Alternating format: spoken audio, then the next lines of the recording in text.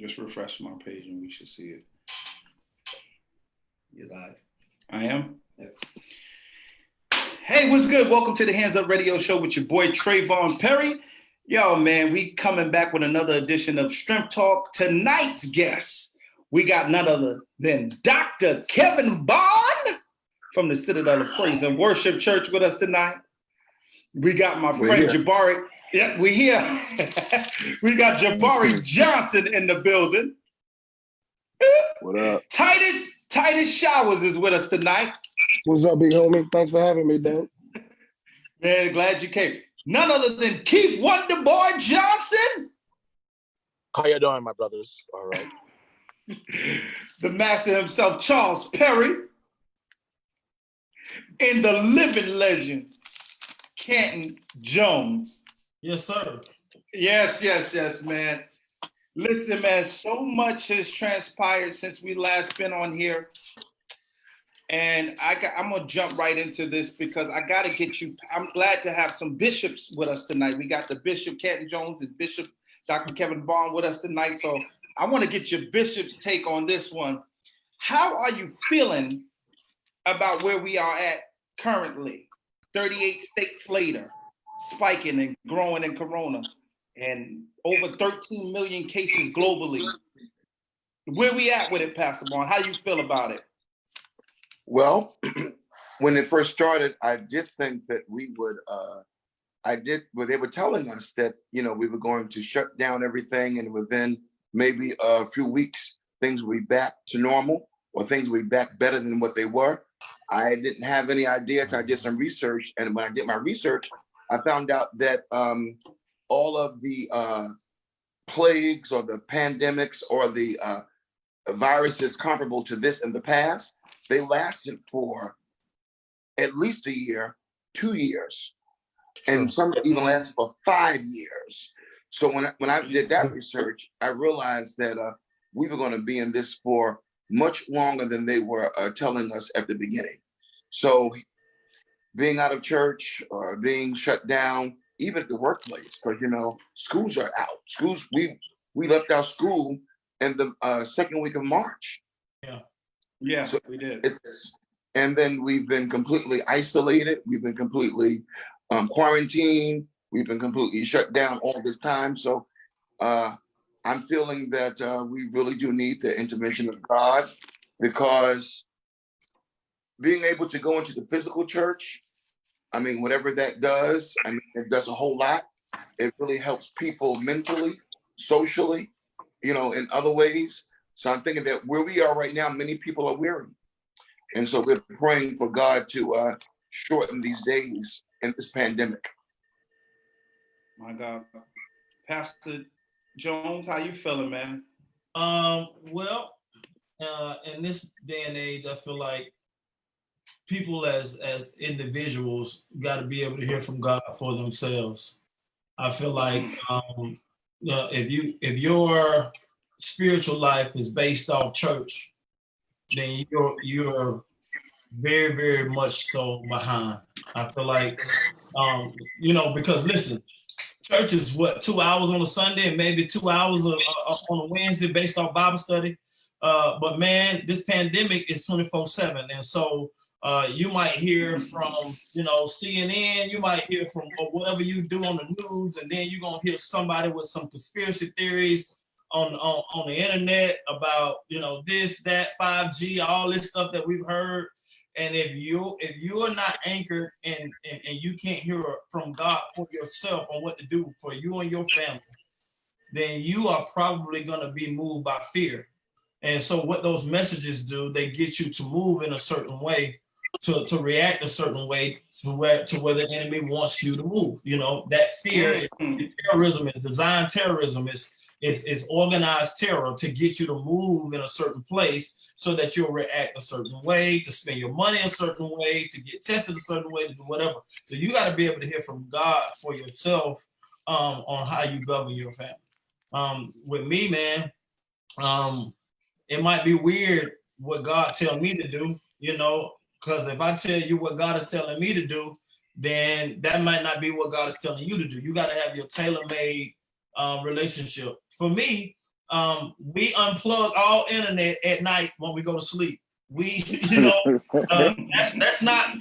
I'm not saying that. See, that ain't nowhere in the scriptures. Thou shalt unplug the 5G at night, says the Lord. That is what the Lord told me to do. Well, me and my children, we got internet, we got iPads everywhere, computers, all that, and we run radiation through our house, which ain't nothing but a huge microwave all day. So the Lord told me unplug it at night. That's it. That's my instructions right there. You know. Also, which is, and say I ain't gonna go in on what I do. What I just said, my point is, you gotta have a tailor-made relationship with God. Some of y'all are, you know, you got your own theories about what God told you to do. Eat 9 apples every day. You know. So whatever the Lord tell you to do will work for you and your household. And I believe that the reason why God allowed the church to shut down is because He wants the individual relationships with the people of God. That's True. I stand firm with that. I agree with that. And in this pandemic and quarantine, you know, so many are feeling isolated. Not everyone has a husband or a wife. You know, some people don't even have children.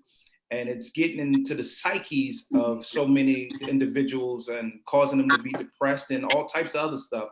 You know, what are some practical things do you guys feel that we should do during this time to keep ourselves, you know, I guess out of our own heads? You know, how do you feel about that, Titus? Man, I just been staying busy, man. Definitely been writing, definitely been doing virtual concerts, even if I have to go in my little personal studio and sing on my microphone and just put on some tracks, man, and feel good. Spending lots of time with my family, man. We all been exercising, riding bikes, whatever it takes. Been doing the CMOS and just staying healthy, man, as much as possible.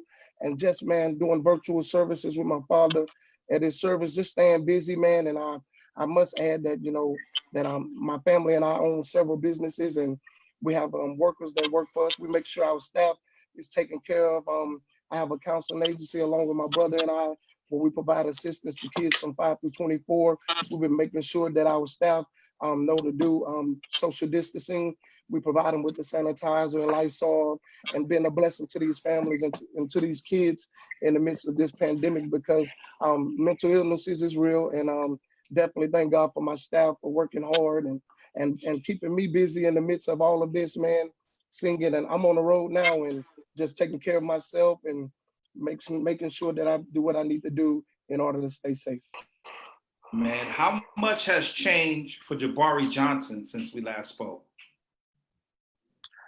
Bro, the same thing is going on. I'm still staying at the crib. Yo, I don't paint, bro. But Jabari, you telling us ain't nothing going on. I done seen you do about 18 concerts since we last spoke and about 12 videos. What you mean you just at the crib? Are you doing all this stuff? You got a studio in the back of your house? Tyler Perry Studios in the back of your house? It's in my apartment, bro. I did this probably within the last 4 days. I painted my apartment. Well, they're gonna be mad at me, but I painted my apartment, bro. The whole thing. The wall in the living room is blue. The studio is blacked out. I'm good. I'm just at the crib.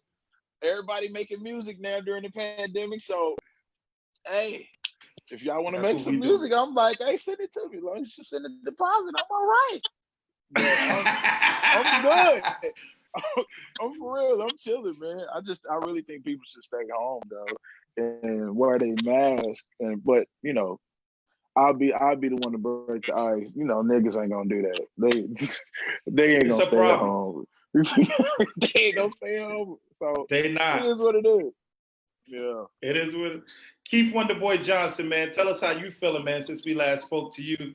And all of I love that I saw you on the documentary. I know it's not a docu-series, but that's what I thought of it as when they was talking with Kerry and Ty Scott Records and the longevity. And man, you got so many hits, Keith Wonderboy. You took me back, man, to childhood, man. How is that? How has that been for you, bro? Well, I mean, it just really makes you think of how much things have changed, because a lot of that, and you know, you talking about, that's how we did a lot of that. Brooklyn was grinding, man. We used to hit, you know, these events, GMWA, we used to hit it, and it was out. Now you ain't got those mixtures and stuff like that. So, like Jabari said, you got to get creative. Then, you know, I'm doing like, I'm selective on what I put into my spirit. So that means, of course, I had to cut down on a lot watching the first 48. I don't watch that as much. I'm careful what I put into my spirit. So I watch a lot of comedy and stuff, bro. Cause you do know, like, if you sitting there all day, then you go to sleep, man. You be having some movies. Your dreams be movies. Yo, You wake welcome. So We knew Keith Wonderboy was gonna make us laugh. I was like, yo, I'm being realistic. Then I'll be like, hey man, then you know, in my world, some of these shows, man, I've been sticking like parking lot. I don't know what he just said. Me neither. I'm sorry. Go home. Keith, where are you? Keith, are you going home soon? Because we need you to get indoors somewhere. Because your reception is tearing up.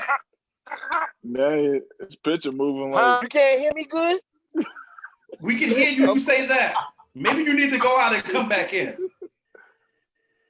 Nah, he needs some Wi-Fi. I done told you once. I done told you I'm twice. on the Wi-Fi.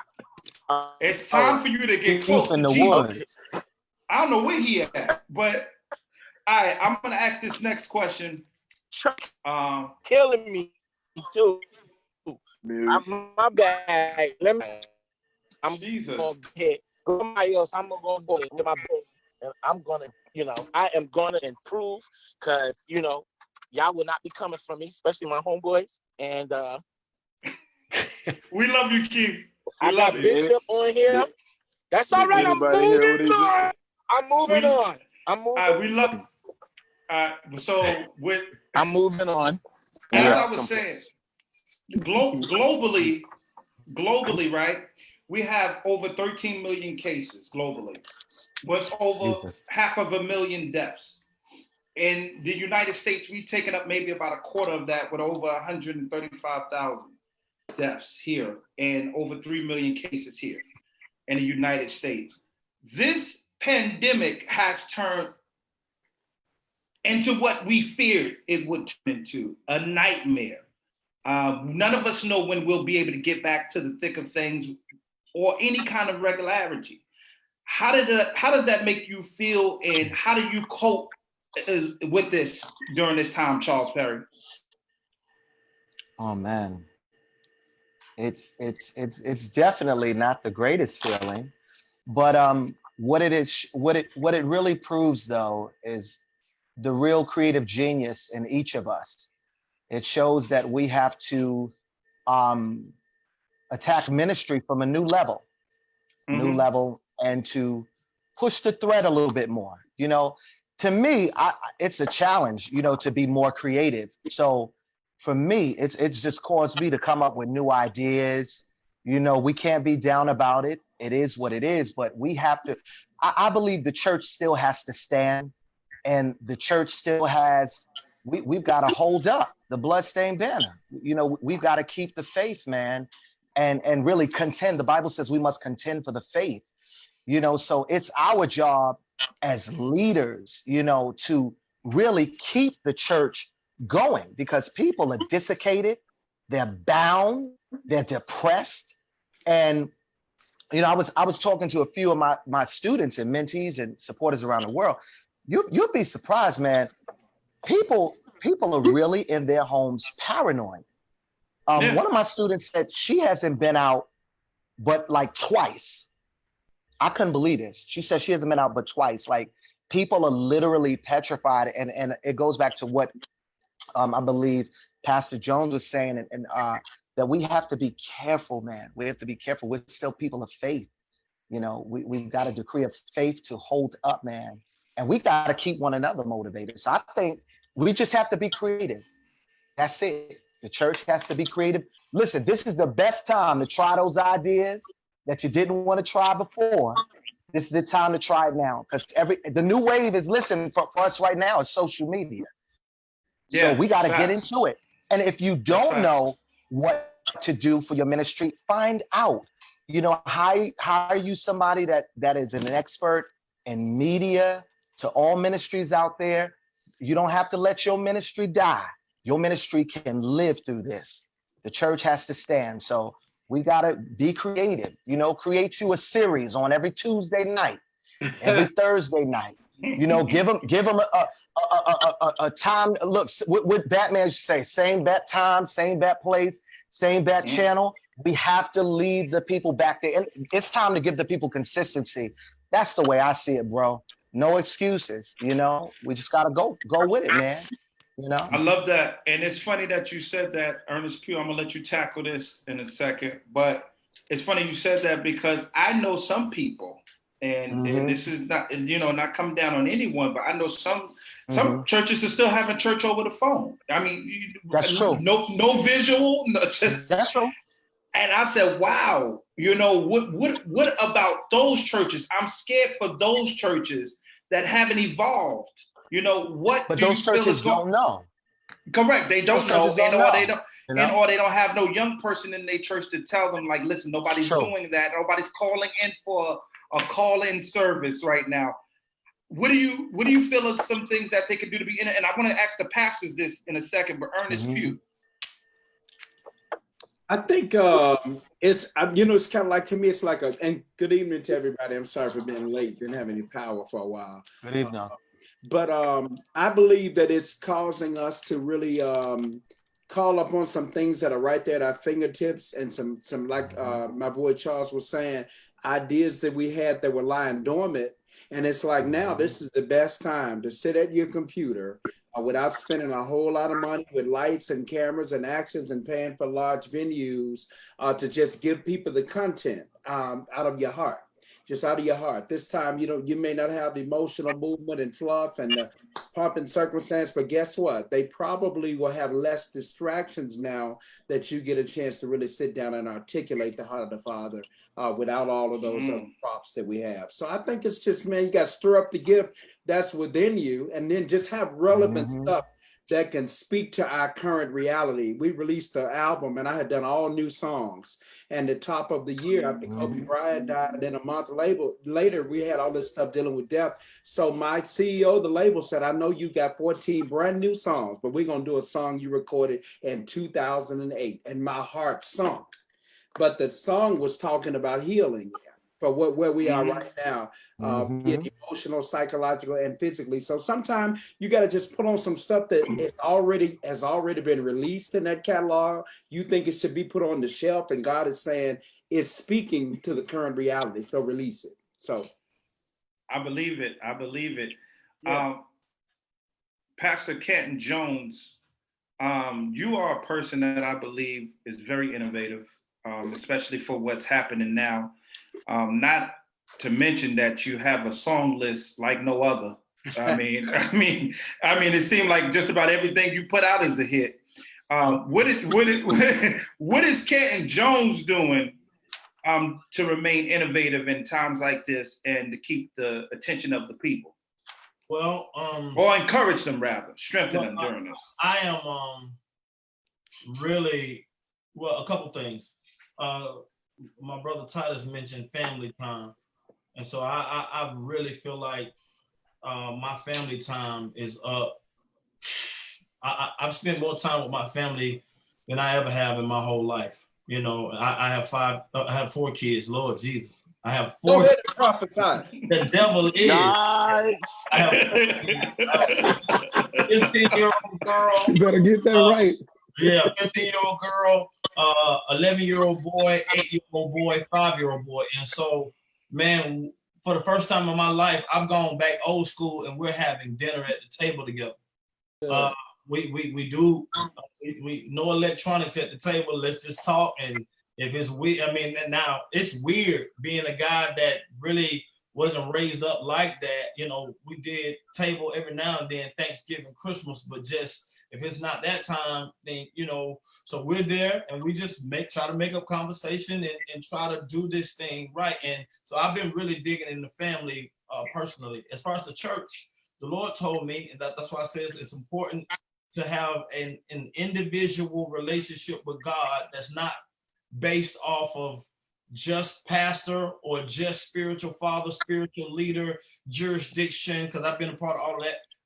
You got to have your tailor-made relationship. The Lord told me, I'm a new pastor with 4 or 5 years, and my first 4 or 5 years, to be honest with you, have been focused on the building, paying the bills, painting the building, getting the lights on, making sure the stage look right, paying the band, making sure the building is straight, the presentation, and all that. So the Lord told me he told me this in, July? He told me this in May. No church building for 1 year.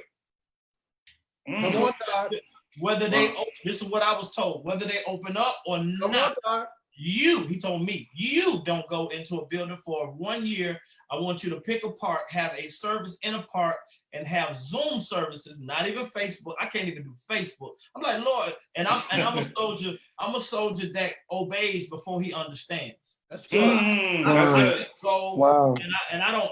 And so I'm just doing what I was told. Pick a park. So we've had 2 services at a park. We're having our 3rd service at a park. And we're doing that once a month for a year. I can't go into a building. The building that I'm in right now, after all the scrapping and all that we did with other buildings, the building that I'm in right now is debt free. I don't have any bills on the building, right? It's debt free. Which the owners of the building say you can use it as long as you want. And as soon as it's debt free, the Lord say I can't have services in there. As soon as it's debt free, don't make no sense. Don't make no sense. So that's why I say during this time, I think everything that made sense right now is not working in the pandemic. Like we can't go to it. We can't go to what we know. We can't go to it. Everything right now, you got to be led by the Spirit. Religion, which is repetition, which is things that you can kind of do without even thinking about it. You can't do that right now. Good. We know how to do church. All of y'all can name a church service in less than 30 seconds. You can give me all the items of your church service right now. Prayer, 5 minutes, praise and worship. Y'all can go down, offering, all that. But right now, in the pandemic, you got to go with the flow. And that flow got to be the Holy Spirit. And so right now, I think when the pandemic is over, really, I believe during the pandemic, revival gonna hit. I really believe that it's gonna be because somebody's gonna come up with something different. Might be one of you guys on this that's gonna be like, man, that's it. And more people are gonna be saved, you know what I'm saying, because of something different that's gonna happen. I just want to be in obedience and in compliance with what I was told. You know, understood. And that's you know how it is. Y'all all know your mama will whoop you for something that Billy's mama told him to do, and you did it, and you said, "But I didn't tell you to do that." And, that's true. And get in trouble for it. So I just want to be in compliance with what God told me. You know, that's good, bro. All right, Jabari Johnson has a question. Go ahead, bro. Yo, this is just a question for Dr. Bond. Do you feel like we're finding out who can really preach without having a crowd? Listen, with all with no whistles and no none of that, we're finding that out. The people are more focused. But I will say to you that this virtual church, and we're able to reach more people than we can even reach within our 4 walls. That's a fact. That's a fact. So we're really reaching the masses,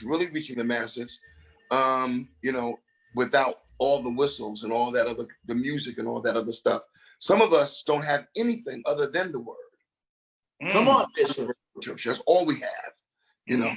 And so we're really finding out, and we're spending that time now. You know, when we were up and running, my services were like too long. My people always said it, like 3 hours, 3 hours. They said it was too long. Yeah, But that's what I long. found Man. out, Yeah, that's low, Renner. but what I found out is that, you know, this virtual church, we do everything that we got to do in 1 hour. Yes, we do. Mhm. 1 hour. It's amazing, huh? Yeah. 1 hour. And then when I'm finished with that 1 hour, I'm tired. I don't want to do anymore. That 1 hour. So it's not the length, but it's like what's happening during that time. So I think that I really do feel that this has taught so many different lessons to so many people on so many different levels, and one that we will never ever be the same again once this is all over. Never. And so we already know that. You know that when Bishop, we go back to the church, we're still going to do the virtual. I got a Bishop. While you talking, I got a question for you, and I think you just answered it. So when you go back to the 3 hours, or would you stick? I love the 1 hour. I'm going to try to do it in 1 hour. We're going to try to see if we can get it done in 1 hour. Wow, I want to see this. Wow. Maybe one and a half. I do too. Maybe 1.5. Maybe 2, maybe 3. People who take a long time to get dressed, and those who come in like with your 1 hour, 30 minutes into, will start to say, man, I did all of this to just be out here for 30 1 minutes. hour. Yeah, you know, no, because they coming late. They are gonna come late for 30 minutes. You're right. They'll do that. They will do that. Now I am. People don't understand. I'm guilty. People don't know. I am Southern Baptist ordained, which means white people saw and told me that I was a pastor when I was like, "Did y'all Google me? I do real black music." They were like, "No, we think you're a pastor." So I was ordained Southern Baptist. Their 1 hour can have 90 elements, and they still will have 10 minutes left in that service. You hear me? So I want to know, as African American pastors, is it possible to do a solid live, not internet, live 1 hour post-pandemic service? Yes. All of the dressings and fixings and shout time. Is that possible? Absolutely. Pastor, I think I'm gonna interject real quick, and I'm gonna let you guys, and I'm gonna say this as well. This is an open forum. You know, if you have questions, you can ask just like Jabari just did as well. I'm gonna say this as well. I believe it was Bishop T.D. Jakes. Yeah, it was T.D. Jakes, because I've been watching him a lot. I always watched him. After I tune off from my pastor, Dr. Kevin Bond, I go right to T.D. Jakes, and then I go to my 3 churches for that Sunday, and I'm gone, if that, sometimes. But one thing he said that caught me, he was like, it's amazing how much we were doing all of this time that God never needed. Oh. Wow. And I said, whoa, whoa. Because the truth of the matter is, if Jesus was here on earth today, we would have to teach him church. We would have to teach him church to the way we know it, to the way we do it. We would have to teach him this. Mm-hmm. So I'm not caught up into the tradition of doing things. I'm more caught into what God is saying now, because I believe what he said back then is good for back then, but what is he saying now? And that's another thing I'm kind of grateful for in this pandemic. And it's crazy to say you're grateful for, because we got over 135,000 deaths. Don't get me wrong. We feel sorrowful. We've lost bishops. We've lost husbands. We lost wives. We lost grandmothers. We lost a lot. But even in the midst of that, God's still showing his face. How do you feel about that? How do you feel about that, Ernest? I feel that he is showing, even in the midst of us loss, when we die in the Lord. To me, it's not the same. You know, I've lost a couple of close relatives, and didn't expect to lose them. But when we die, we don't mourn like the people of the world. It still hurts because you're not there for the process of holding their hand in that final hour. So I think it calls upon us to really not have just religion, but a real relationship. And we have a real relationship. You realize that death is as much a a part of life as life itself is. So it's inevitable. We're all going to go there. But I think for the body of Christ, that this has really become a time where we've really had to dig in and hold on to our faith all the more. I think the Yes. reality of serving the Lord is setting in a moment. I wasn't around for the swine flu to see what happened with that. But to see this pandemic happen, I'm seeing faith rise in the church like never before. Yep. I was on a call the other day and people just started giving. And when they start giving, they started with like 5,000. And I was like, well, I'm with it, but I don't know if I'm with it this much, but I'm just saying I've seen the level of faith, whereas if we were at a church service, because people are not using their resources, I guess, to do some other things now, the church has got their full attention. So I think it's like you said, revival is coming, but revival is starting now. Yes. And with the protesting, I'm all for it, and I'm glad that we are stepping out of the four walls of the church. But one thing I want us to be cautious of, even with the protesting, is that we're not just doing it for a photo op. That we're not doing it for, and that we're not just doing it for a video op to say Black Lives Matter.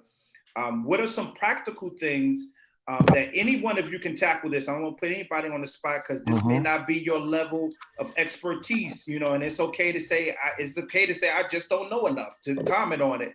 But what are some things that you think we should be doing as a church, as leaders in our communities to bring about real change to help combat, the systemic racism? Do you want the real answer, or you I want the real answer. Okay, because it's levels to this. It is. So we're gonna start with the I can't breathe political part. Let's go political. Of course, we gotta definitely address systemic racism. All right, that's government wide. That's how our ancestors were brought here and how things were set up for them. And even when you call us free, you're not really free. You're free. We tell you you're free, but there's certain things that's been set up. Now we've come a long way. That's based off of just United States of America. Now let's come down to the community level. All right, Black on Black crime is a real thing. That's that's in our neighborhood. And we can't be hypocritical to say Black Lives Matter if your brother doesn't matter to you and you're willing to kill him, right, or kill her or whatever. All right, so that's hypocritical. Then we got to be concerned on the Black Lives Matter movement to Black on Black. The other thing about Black on Black is you cannot be marching if you got Black babies, Black kids, and those Black Lives don't matter to you. So you out here marching about Black Lives Matter and you ain't taking care of the 4, 5, 6, some of y'all got 10 Black lives that's in your household or in the baby mama's household. So them Black lives should matter too. So you should get out of the line if you got Black lives that you ain't taking care of. All right. Now that's them. Now, here we go. Here's the last one. My opinion.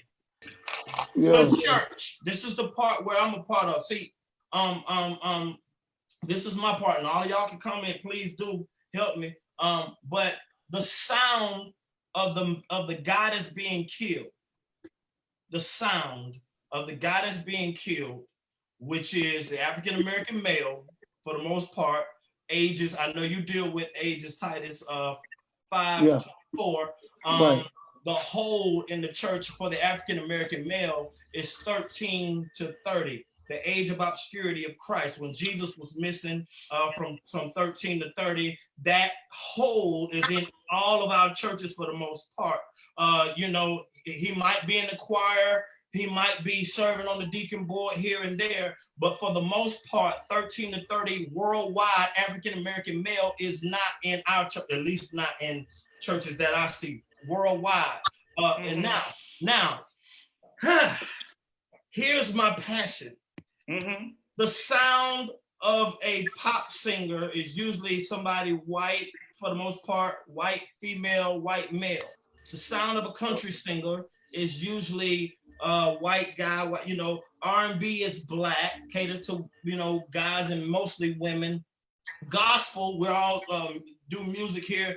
Our audience is mainly the Black female, 35 to 60, somewhere around there. Come on, break it down. Hip hop is, I don't care how many white people rap, hip hop is the sound of the African American male. Here we go. Now, when he comes to a place of worship and you can't hear your sound, it repels him back into a place where he hears his sound, which is mostly the street. Now, most music massages what you want to do. When you're getting ready to do whatever, and you're getting ready to worship and get in the presence of God, there's a song for that. When you're getting ready to make love to your wife, for those of you who are married, there's a song for that. Come on. When you're getting ready Let's to go. kill somebody, there's a song. There's a song for that. So what I'm saying is, every time a real nigga want to come to Jesus Christ, and he needs a song. Our churches make him say that your sound is not godly. That sound is not godly. That's not a God sound. And it pushes him. Like, how you gonna tell a lion that his roar is not godly? God gave him the roar. So the same roar that I'm gonna kill somebody with is the same roar that I worship with. And our church as a whole has put out the African American male sound, and that is the thing, the poison that's killing that our African American men. Now, there are men like Earnest Pugh, and there are men like Keith Wonderboy that sing quartet. But for quartet is a man sound. I was raised up in quartet, men singing together. Earnest Pugh does singing, but the women helps him under his sound. So there's two different men leaders, but the background is one male and one female. Alto tenor, yeah. You know what I'm saying? So when a guy that comes into church and he's exhausted from doing all this street stuff comes in, now across all mediums, the word is the word. True. So what sets the culture of a church is the music. And when he doesn't hear his music, the word is not what. See, the dude walks out the door before he hears the preacher because he doesn't feel the music. I'm just telling you the truth. Now, y'all can beat it up as much as you want, but he doesn't feel the music. So it repels him. And so what I'm saying is, if we're going to make a change, you preaching? The sound got to check. The sound got to change. It doesn't have to change, but it does have to expand. Gotcha. So let's welcome. I love Jason Claiborne. Jason is ready to jump right on in. Jason, I'm gonna let you jump right in. I'm gonna let you jump right in right after Dr. Bond. I want to know if you agree with that. As a pastor yourself, do you agree that people are coming into the doors of the church looking for a sound or something that they're semi-familiar with? What is your take on that? Well, music is very important. I do believe music is very important. It's a drawing card. Music is a drawing card. Yes. And certainly music will draw the people. It's the word that's going to save them, though. But the music will draw people. And our genre, gospel music, has so many different forms and levels within it. So if the church is missing anything, it can be produced. It can be produced. It's not like that we can't do it. We can do it.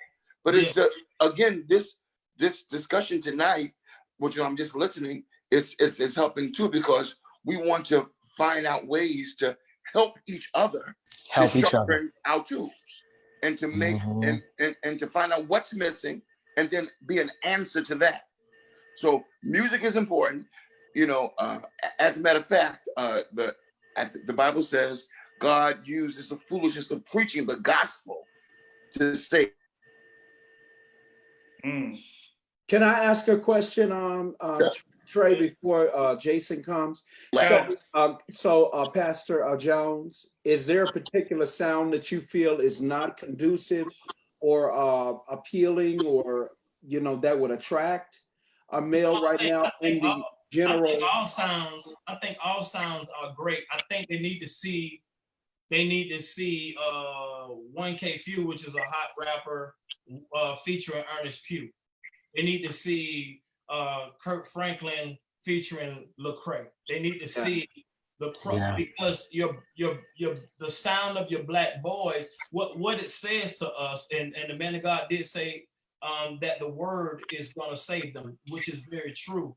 In an antsy type of ADD society, they won't sit long enough. Got you. If this atmosphere is not right for them to get to the word. Remember, we just got through talking about 3-hour services, and usually 2 hours ain't preaching. The first 2 hours usually be everything.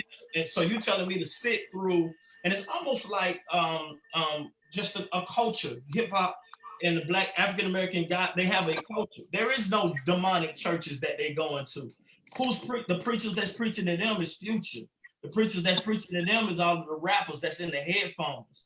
Those are the ones that's their daddies. There are no fathers like we used to have. Like my daddy was a great daddy, man. I came from my mama was awesome. They don't have that. So their fathers and their mentors are in between them headphones, and they do what they say.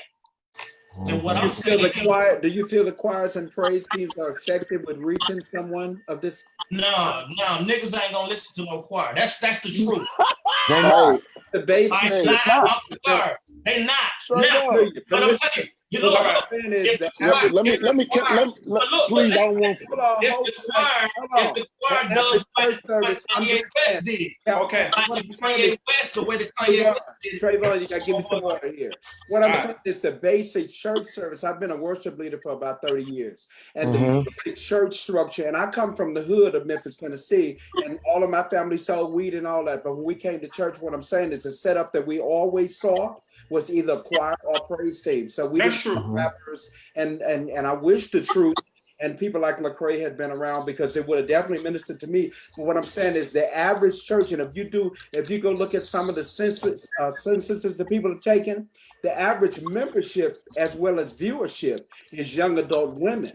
So I don't know how many thugs and people from the street who come, but I can't tailor a service just for thugs and it'd be offensive to people who are used to, you know what I'm saying, like the basic structure. That's all I'm saying.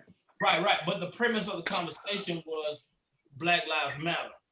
And that guy is an African American male, primarily. There are women that may not all come from the street though. Yeah, but what I'm saying is when that street guy comes to a place of worship, let's say absolutely. Like tired. Like I brought up in the church, then did my thing. If it wasn't for my wife, who was my girl at the time, to bring me into a place of worship, she brought me. I would not have come, because my assumption was that they don't like me here. There's no the culture. The culture is not. They don't. That's what he thinks. That's why they don't. All right, I'm gonna interject real quick. And Jason, I'm letting you in right this second, right after this. So I get what you're saying, because I'm gonna play devil's advocate here, because I was born and raised in the church, kind of. So let me tell you about kind of, and Charlie can elaborate more. I was in the church, but I wasn't in the church like they were. Right. On weekends, I was with my godparents, and on the weekdays, I was running around in the hood. I'm saying I came a little Johnny come lately. So I get what he's saying as far as the aspect of feeling like you're different, or feeling like you may not, like these people, this is not your usual people that you in the church that you see in the hood. More or less, we're not as, except, we're not more to the choir music as opposed to something that's catching to our ear first, and then we can get the message later. So it is true predominantly that most street dudes will never pick up a James Cleveland album over a Lecrae or a Canton Jones. However, everybody has their place. You reach the ones you can reach. I'm gonna reach who I can reach, and in no time at all, we'll have them all. That's the point. I don't think there shouldn't be just one layer. That's corny. That's boring. Nobody wants to just, if I go to a concert, I want a mixture of stuff. You know what I'm saying? That's just me. Jason. Okay, so I got to go back because it's about 2 or 3 different things that I need to talk about real I'm quick. sorry, bro. So yeah, because y'all done threw me all the way left. So let me go back. Go ahead, All bro. The hood niggas I know and the niggas that I talk to, I got my brother's a hood nigga and he play organ every week at a small church. And he still do his stuff in the streets. Right. You know what I mean? So I'm just telling you where I come from, what I know. The hood niggas I know, the reason why they gravitated to the Kanye West stuff was because of substance.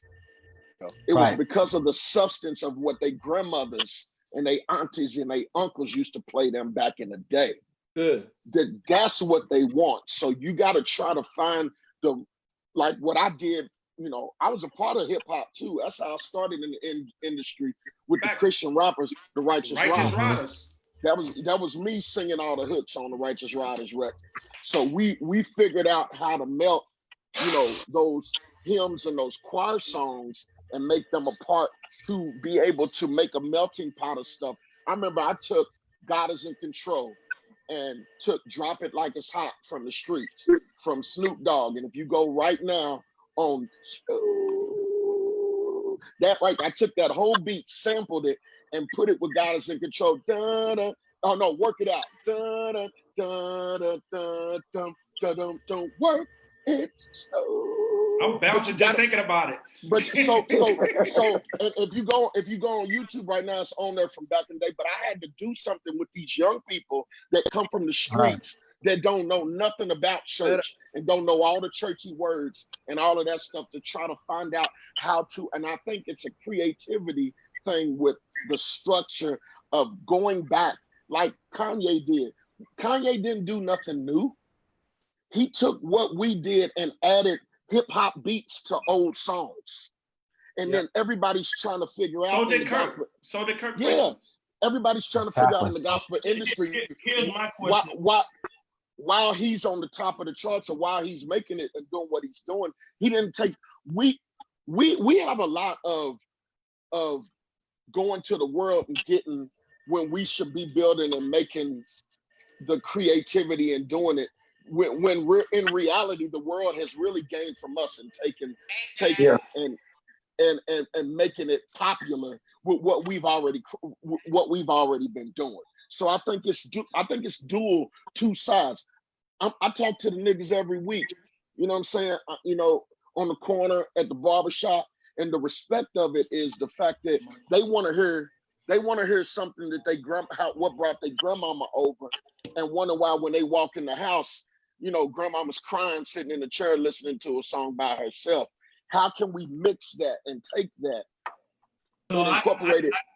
I got a question for you while we're on this, because that's different from, I guess, since we, you know, please, for those who are watching and we using the N word, it's not what y'all, you know, they. Yeah, listen, because Pastor Ken Jones, I want you to know you got 100 people watching you right now. They will say, Pastor Ken Jones saying nigga, but he don't mean it in that way. There's a lot of ways to say nigga. You know? Right. But just to stick to the point, do you ever feel like the average African American guy, 13 to 30 years old, can walk into a church and feel his culture? Because what TreVone said, that man, one way is corny, and that is the truth. One way is corny. Do you think that grandma, granddaddy, all of us in church together could ever come up with a sound to get together to whereas they will be able to keep the family? See, what we don't have is a family sound. We got grandma sound, we got this sound, but it feel like we got to swap one for the other, and there's no sound for the family to listen to one song together. So is there a way, or is it, I mean, I'm asking, is there a possibility? We've lost our sound. We don't know what our sound is.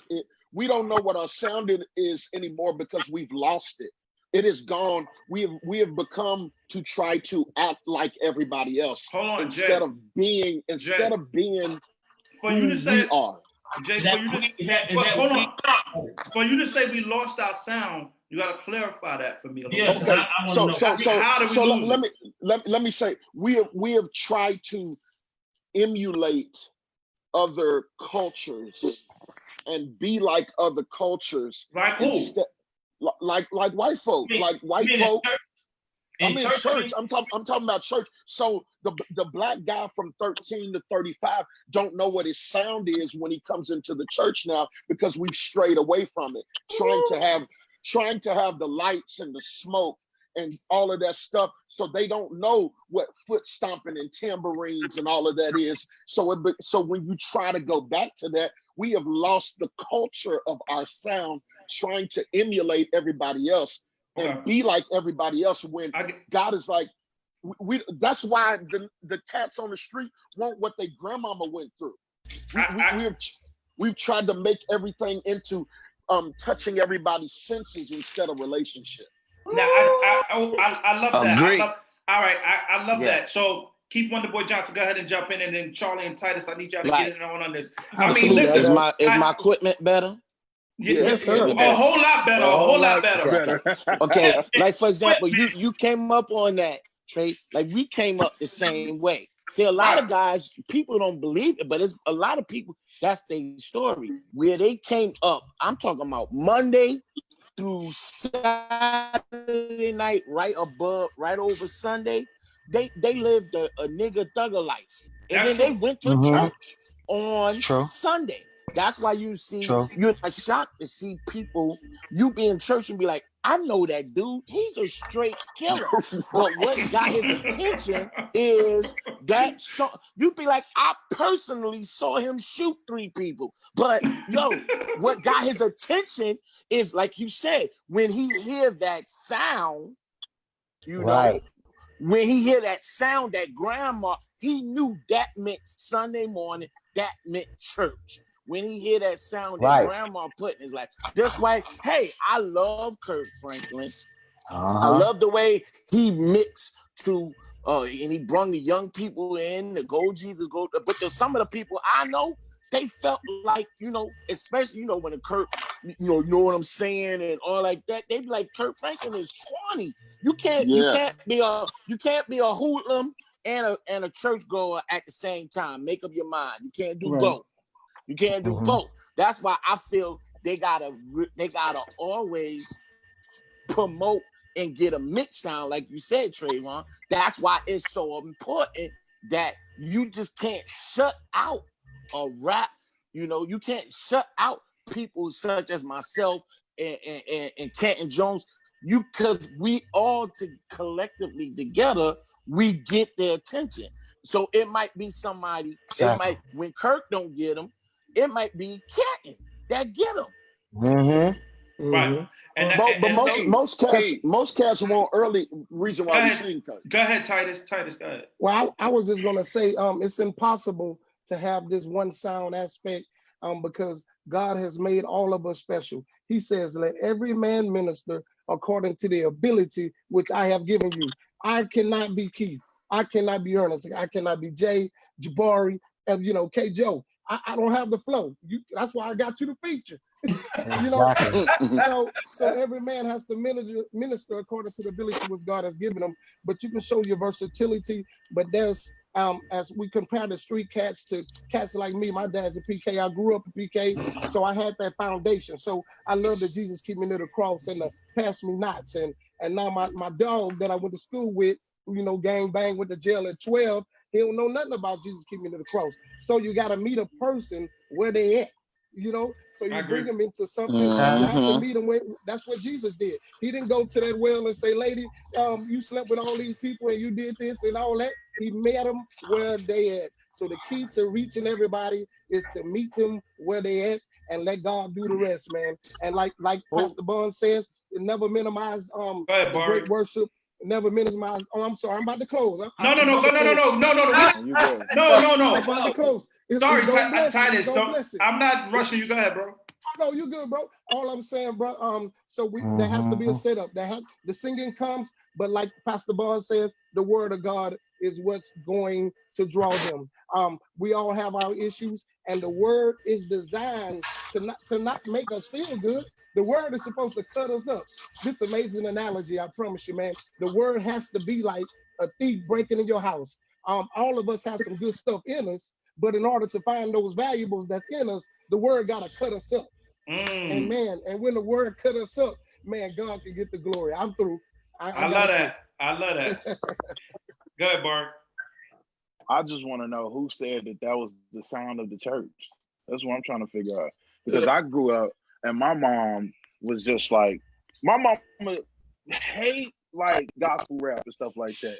So I grew up not even liking it. I wouldn't say I didn't like it. I just never saw nobody that could do it that was dope until I saw Priscilla Hilliard introduce me to Canton Jones.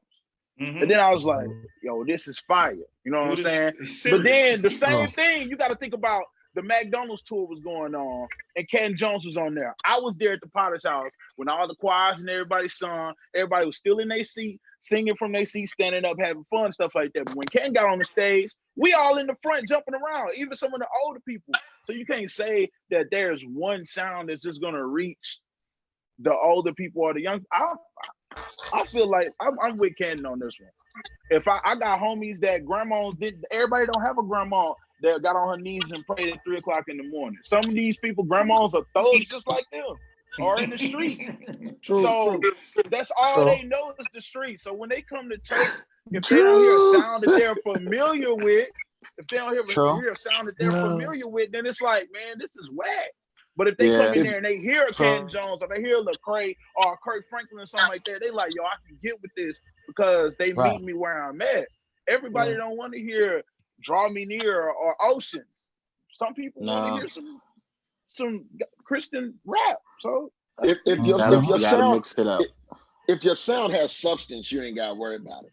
Exactly. You got too many people trying, and that's the thing about there's no see, back in the day, there's no cap on artists now.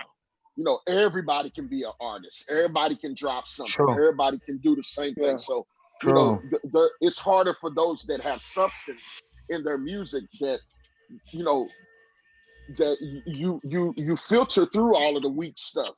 You know what I'm saying? You know, it's like there's no A&R or nobody saying, no, that's dope. You know, Dietrich been putting out dope records. You know what I'm saying? You know what I mean? You know, and so like you got if your sound has substance, then everybody on this call that has their sound, you ain't got to worry about it. It's gonna reach and touch everybody. I mean, we got thugs. We got thugs singing "Take Me to the King," yo. Like, I mean, when a song breaks to your point, I'm pointing at the screen like you can see who I'm pointing. Your point. I'm sorry. Who you talking to? Jason Claymore? I'm like, yeah. I'm pointing, like, yeah, bro. But you're right. It does cut through when it's a pure song, and but that's just one song. So and that's one song in one instance, and then he goes back and he listens to that Poison until he comes back. If he comes back, you see what I'm saying? So what I'm saying is like Earnest. One day I feel that his sound, African American male, somewhere to the early 20s, will be embedded in the church sound together like a family. The last reference was a corny one when somebody was that song Jesus. I don't know. It was a movie. It was a movie where somebody was rapping on top of something. I think the Beyonce movie when she was acting back then, something like that. But it's too old for it's already too old. So when pastors prepare, they prepare usually for what's in front of them and not necessarily what's walking the streets. I agree. So I'm glad you're touching on that because Titus said something earlier, which was setting it up for the next thing, which Charlie, I want you to get ready to come in real quick. How important is it to be you? You can't nobody do you like you do you. I don't care how well somebody sing, how well somebody preach, well somebody can rap, how well somebody can play. There's nothing like being authentic. Charlie, how important is that? It's important to be authentically you because your sound determines who you are. And most of all, I want to go back to what you guys was talking about. You can't produce sound when you don't produce a lifestyle. Oh, You got to be anointed more than anything. that's good. So more than genre execution, the Bible spoke of the Levites. They were producing not genres. They was producing a perfected sound. So what we need now in this hour is a sound that is going to be impactful, that can reach denominations, races, creeds, religions, because this is not about genre. I think we all should be working together as rappers, singers, soul singers, neo soul, traditional, quartet singers, to produce the big motion picture that God is requiring of us in this hour. But you cannot produce a sound without living a life that is pleasing to God. And one thing I learned from Dr. Barn, and he is here, he taught us you have to live what you sing. And we went into churches where there were Bloods and Crips, and we sang songs from the radio choir, but we were so anointed that when we started singing those songs, those tears started flowing. And I think it's important that we get back to, because really Kanye West didn't do nothing but old school wisdom with new school revelation. There was nothing new to it. The presentation was presented with accuracy and quality. And I feel that gospel music sometimes, and I'm just saying this for some of us, this is not for some of y'all to get offended. I feel sometimes the accuracy and the quality is what lacks Trayvon. The accuracy and the quality. I totally agree with you. Here's our problem. And remember, the premise is lives matter. When the enemy cuts you off before we get to the concert, before we hear the lights, before we get into the church, before we get to you, Mr. Charles, on the way to you, somebody shot, the enemy is smart enough to not let them get to your concert, to not get to your sermon. That's what I'm saying. And they think the gospel culture does not include them. So they are not trying to see. Once my wife brought me and sat me down long enough, because she said she ain't gonna date me if I ain't coming to church. Once I sat down long enough, then I realized that was for me. But what's happening is I can't even get to the sermon. I can't even get to you because everything about everything about our culture. This is profound. All they want to do is see us battle rap. That's mainstream. I want to battle against you. Who's better? Country people don't battle against country people. You know, pop don't battle against pop, but they want to see black men battle. Remember, we are all older than the age limit that's getting killed. You know, well, most of us are. You know, my man George Floyd was 46, so I'm not even older than that. And so we're not making it to hear the Levites. We're not making it to that far. You can hear me, because I know that the lifestyle matters, but I'm not getting to. We're not reaching Sunday morning service. We're not even getting it. So how do we do that? Can I ask a question? Go ahead. Go ahead. So would we agree that some plant and then some water, and then God really does give the increase? Which means what I usually would do is I would put up younger people sometimes to kind of, because as the scripture says, enter the gates with thanksgiving, get into the courts, there's going to be a praise. A lot of time we go past the table of showbread and we get ready to go into the Holy of Holies. We start getting ready to do a rap song. But if we're able to at the court or at the gate to get them, so I say, with the younger people who can probably relate to the more street mentality opposed to the churchy mentality, We got to come to a peace some type of way. We got to shift that service, because in my years of being a worship leader, I've never gone to a service and it was all just the hip hop crowd. It's the young adults, it's the youth. And so I got to think, as a person who affects the flow of worship, yeah, I could do something that's catered more to the younger or the urban people, but will I be offensive to that church mother and to those young adults, those lawyers and those doctors and those persons who are paying the bills? So what I'm saying is, we got to allow there to be somebody to plant, somebody come and water, somebody come bring the increase, but we can't have a whole service that's catered toward the people who come from a more urban perspective. You feel what I'm saying? So I think we can get it if we come and we anoint it, because the anointing still breaks and destroys the yoke. I don't care. At the end of the day, at the end of the day, I don't care what It has to be. it will okay, break everything. okay. I don't want us to use the anointing will make the difference. We heard it all the time. The Bible says it, so that's how we know it's right. But at the same time, we're not using it as a crutch or as a way to stay in our way, to not be accepting to other genres or other kinds of way. You don't know every side there is to know of God. How would you?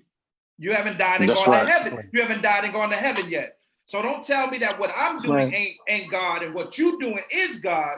I think that's where the problem lies, is when we start to judging and saying, it may not be your taste, and that's fine. You could have grown up on old hand clapping, foot stomping, that's fine. But if I grew up on that in this, you can't knock me that my taste buds is a little different. Some like Haagen Dazs, some like Ben and Jerry's, but hey, they all good. It's all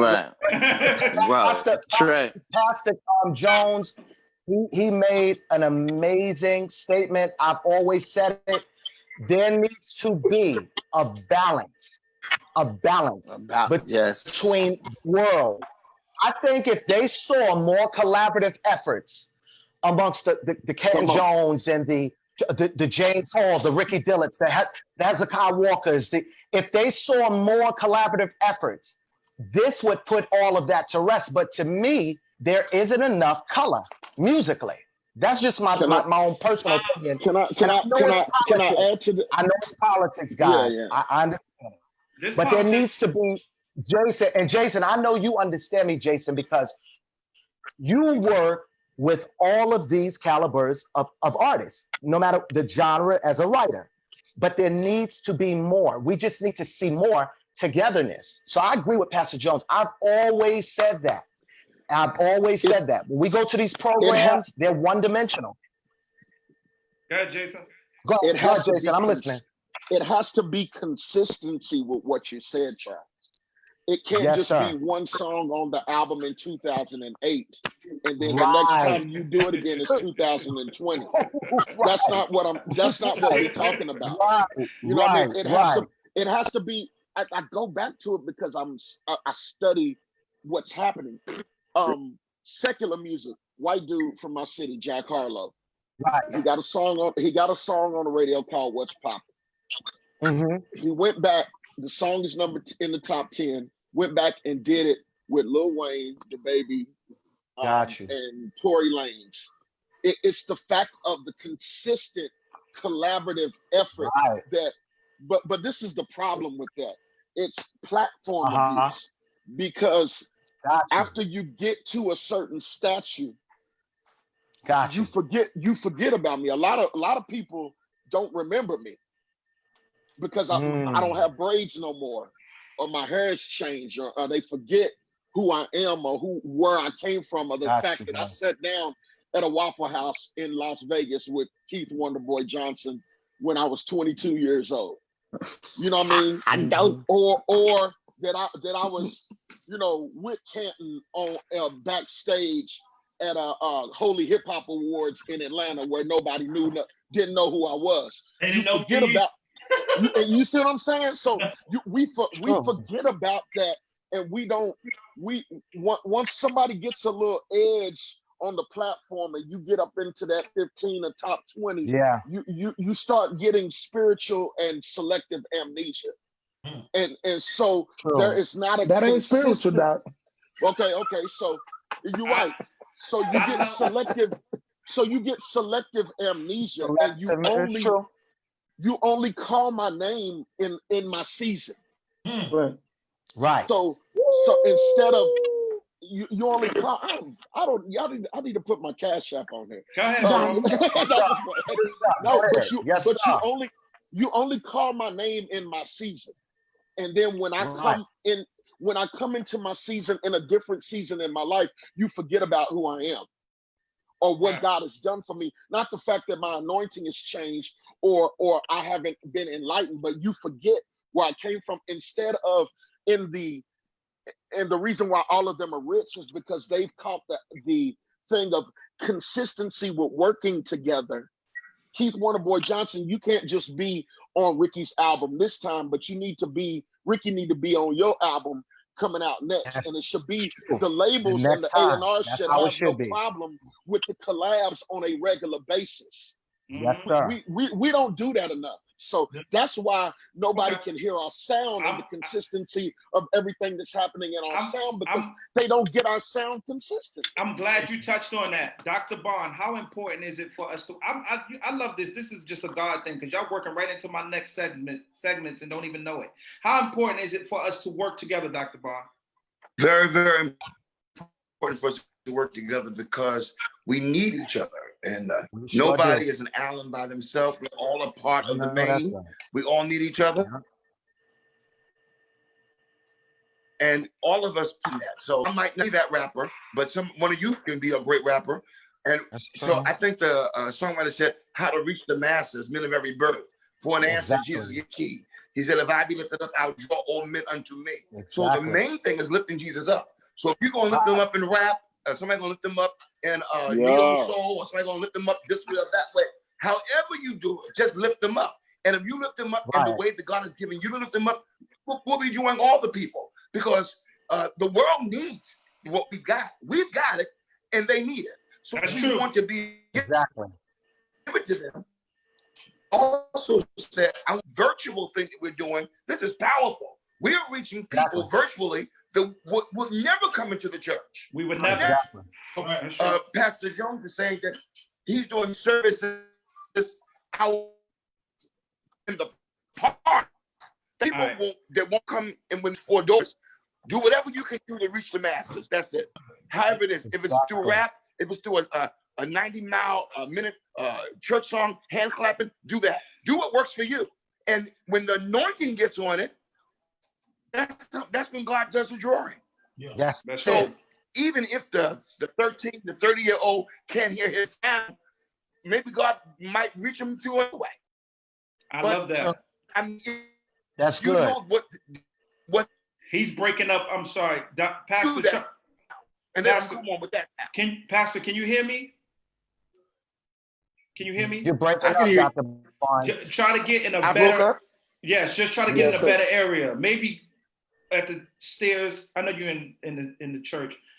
Maybe this up by the sanctuary could be better. But I'm gonna let Trey. Dr. Bond finish on that because he's saying some good stuff. Keith Wonderboy, go ahead. But see, that's how it's tied together. You're a philosopher, Trey.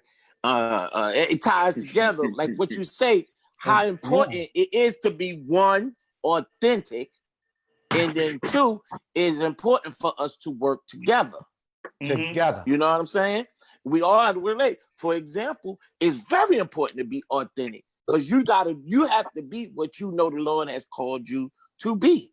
Like, for example, I give example. I feel to me, even when it comes, some people might snarl at a rap gospel, but to me, people like Canton and Jason, they've been anointed to do what they do. Facts. Like for example, Canton can tell you, we did a big festival one time, and this was the lineup. They switched it up. They had Tasha Cobb open the show, right? And she did what they call today's church, right? So then you had some people, they called me next, right? And some people were sitting there like, how in the world you gonna call Keith Wonderboy Johnson after Tasha Cobb? We in South Carolina. And so I know you showed them why. You showed them why they called you. I'm talking about drop the bomb in that place, right? That's right. Then they looking at me like, after, how are they gonna call Canton Jones up last. Canton came up there, like I said, with what we do now, and flipped that place so bad, the people misunderstood. They kicked me out, bro. And I had to step up almost like his lawyer. Like, y'all don't know his heart. He's true to what he do. And he had them people reacting, so they stopped the show. Wow. They kicked me out. And kicked him out. I was like, listen, I gotta stand first time. Yeah. I was like, yo, I got kicked out. how important I'm gonna say this. That's how important for us to work together. It's important for us to work together. I'm gonna say this, and I'm gonna let y'all tackle on in. But Jabari, you up next. Get ready, bro. I'm gonna say this because I gotta say this. Canton Jones has been one of the dudes I've looked up to almost my entire career. I'm not a gospel rapper, but I ain't far from it. When I give them the stage, you wouldn't know the difference. Right. And they think I'm doing rap because I'm you know, I'm hyping, I'm doing me. But it's because of guys like him, you know, and Kirk Franklin and so many others, and Ty, and so I mean a wide range. You know, I'm grateful that my ears was exposed early to different genres. Like I said, I grew up in the house with Charles Perry, who's right here on the next to me, who played Celine Dion, Sting, Ella Fitzgerald, Frank Sinatra. I mean, a plethora of artists we play. And then he would go right back on down and play Mahalia Jackson. And then we'll listen to some Shirley Caesar and all of that good stuff. You know what I'm saying? So I had a wide range of musicality in my home. So I was exposed, and I think that has a great deal to do with your taste and your preferences, what you're exposed to. But once again, there is nothing like true, authentic, Holy Ghost anointed gospel music. There's nothing like it. When it's real. Yeah. When it's real, we all can feel. Yeah. So I think we don't have a problem with the real or authenticness. We have a problem with the fluff, you know, all hype and no impact. Or, you know, all sound, or making noise, but it ain't the right kind of sound. It ain't the right kind of noise. And that's what we have a problem with. Bari, go ahead, bro. I thought you had a question. I thought you had a question. No, my question was a long time ago. But see, okay. Go ahead, tackle this. Speaking of that, before I forget, but that's why it's so important. If you think about it, like I said, for most people, the most memorable concerts that you can think of is those ones we went to where it was like Skittles. They had a little bit of everything. Everything in it. And then that way, before the night was over, the lost got reached. Because, you know, if I didn't get them with traditional quartet, then Canton came on behind me with rap and got him, or then Jason came on hitting them with you know, him and Beth, they hitting them with the choir anthems. Jabari come up there playing Jimi Hendrix solo. You giving them everything. You out of pocket. But let me ask you, you giving them everything. That's a concert. That's a concert. But we don't do that no more. We don't. How do we get the culture? Because we trying to get this. Remember now, on COVID, we've minimized that service to 1 hour. You know, that's true. I'm trying to get it down to 45 minutes. So we don't have we're not gonna do this every service where we're trying to reach young people and we're trying to reach old people and we're not doing that. The soul of our service we gotta pick a sound. How do we, let's just say COVID is over and everybody who's older, based off the numbers that I've researched, the older people ain't coming right now. They the ones they pull it up in the parking lot. They do parking lot service, but they not coming until they get a clearance from the government. So let's just say the bold ones, the ones that I can't breathe ones, are the ones that come to our services. Do we switch the culture to accommodate them, or do we train them in the culture that has already been? I think if we do I think if we a do little what of we both. do, I think if we do what we do, and if we lift up the name of Jesus, he said, if I be lifted up, I'll draw men unto me. We do the lifting and he does the drawing. But listen to I me. don't think it's anything wrong with flipping it, man. Because I mean, look, think about this. Look at what Michael Todd did in Oklahoma. He came from that church, and they completely turned the whole thing around, complete 180.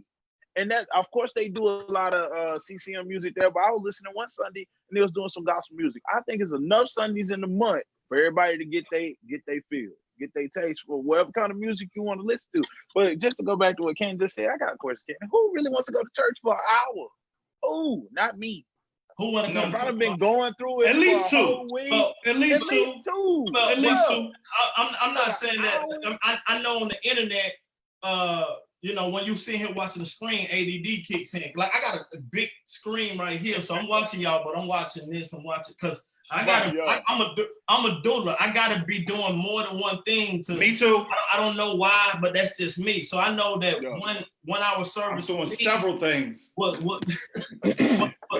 for this generation is good, but when you get in a church service, let's just say it's 1 hour and 30 minutes, whatever it is. When the people come, all right, the Bible says that yes, everybody been using that scripture. If I be lifted up, I will draw all men. But what if you got a bunch of people that don't speak English that come? I'm being extreme. I guess, yeah, you are. culturally, listen, culturally, you are lifting up Jesus, but they can't understand because culturally they don't get it. Translators. You see what I'm saying? So it's like that's what's really happening. Sometimes people come who've never been church, and generationally they've never been church, and so they can't reflect back to what my brother was saying. They can't go back. How do we minister to those who are one culture? I mean, of course, love is the thing, but I got it. I'm gonna tell you what it is. So it's gonna take some work, and we're gonna have to get our hand back to the plow. But my pastor here lately has been making us do medleys of something old, something contemporary, and then something that has a secular feel to it. And maybe you tailor your worship service to where all of your songs are medleys, but it has a little hip hop in it. It has a hymn in it, and it has a choir anthem to close it out. And you're not necessarily doing the full songs, but there's been times where I've done a medley on Sunday morning where we started with, if I had a hammer, I'd hammer in the morning, and then going to something that has a John P. Key feel to it, and then closing it out with a quartet vibe at the end of the song. So it's gonna take some work, or starting it off with, a hip hop vibe, and then something in that song that makes sense, that ties it in. We just got to start figuring out how to tie it all in to make it work where you reach everybody, even if it's in that hour service. I'm just talking about creativity behind it. You got to start being creative and tapping into your creative bag of, okay, so now that God has shifted us into this moment, how are we can't just do the norm. We got to figure it out and make it work to reach the masses. Ernest, I'm about to call you and send you a record. Then we're gonna work. And by the way, Jason, I love your by the way. Good evening. This is Keith. Okay. Would you say what now? I said, by the way, I don't know what he's saying over there, but to tackle everything that we've been on tonight, man, and to sum it up all up in a nutshell for what, because we're getting ready to shift real quick, is being authentic. It's important. It's imperative. Having a sound that's yours, being anointed. Let me know if I'm missing out on anything. But success.